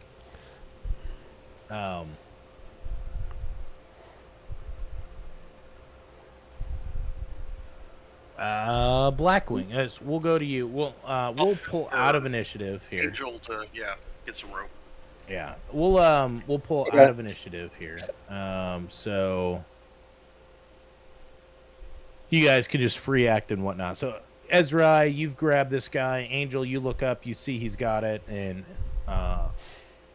is holding this cloaked figure with his arms behind his back. That's fine. I'm waking up Lord Guy here. Lord Briddick Belltower. Yep. Since He is snoring at this point, unconscious. What are you doing to wake him up? Splash of water? Yeah, there's a bucket of water over by or a bucket of liquid. It's over by the railing. First, I'm gonna smell it just to make sure. Yeah, it appears to be seawater. Okay, splash. All right. There's someone in my chambers. And then he kind of looks, I'm gonna point and go, that guy? and he looks over at Ezra and the assassin, and he goes, "Yes, thank you." Anytime. As he looks around, and we are going to stop here for tonight. All right. Leave it on a cliffhanger. Right? Well, kind of. We could have left you downstairs. It's true. Blackwing's on fire, so no. Right. They decided to blow on it and made bigger flames. Yeah. I don't have anything to throw on it. How about this bottle of liquor? All right. Right? Not how any of this works. That's why I have to ask that. I've played GMs that go, you grabbed a bucket of liquor. It's like, it's not what I was going for, but that's what you grabbed. It's like, I Roll wouldn't to see do what something the like thing that. yeah, right. I mean, if you were in a distillery and you grabbed a random barrel to throw on a fire, maybe. But We're on technically a pirate ship. yeah. Pirate ship. It's not a pirate ship. A freighter or something, isn't it? It's a pirate It ship. is. It's a cargo ship. With guns. A lot of guns. Armed merchant marine. That's right. We're armed against the pirates. Yeah, that's what it is. All right. As you can probably tell, this campaign's going to take place in a different town than Westgate. New people, So- new faces, Yeah. Sorry we went a little long. new things to steal. I mean, Talking Okay. with E, I would still like to get done at 10 every day that we can, that we play. And we're playing next week. So On we're your not work skipping days, a week. too. Be late What's for you that? anyway. So on your Yeah, work yeah. days, it's going to be late for you anyway. Yeah, oh yeah. I'm in agreement with E, being done at 10. don't you go to bed at like Um, 4 in the morning or some shit? Yeah, I do, yes. I was gonna Uh, say. 3:45 in the morning. To compensate that, if you guys don't mind, try and show up like 10-ish minutes early.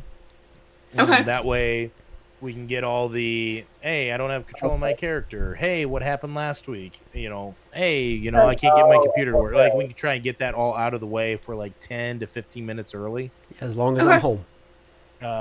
Yeah, correct.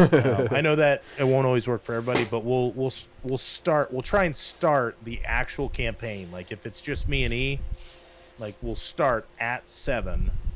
Well, I can still technically log in and talk and continue. I just can't play a and- lot. Yeah. I mean, I'll there be you go. driving.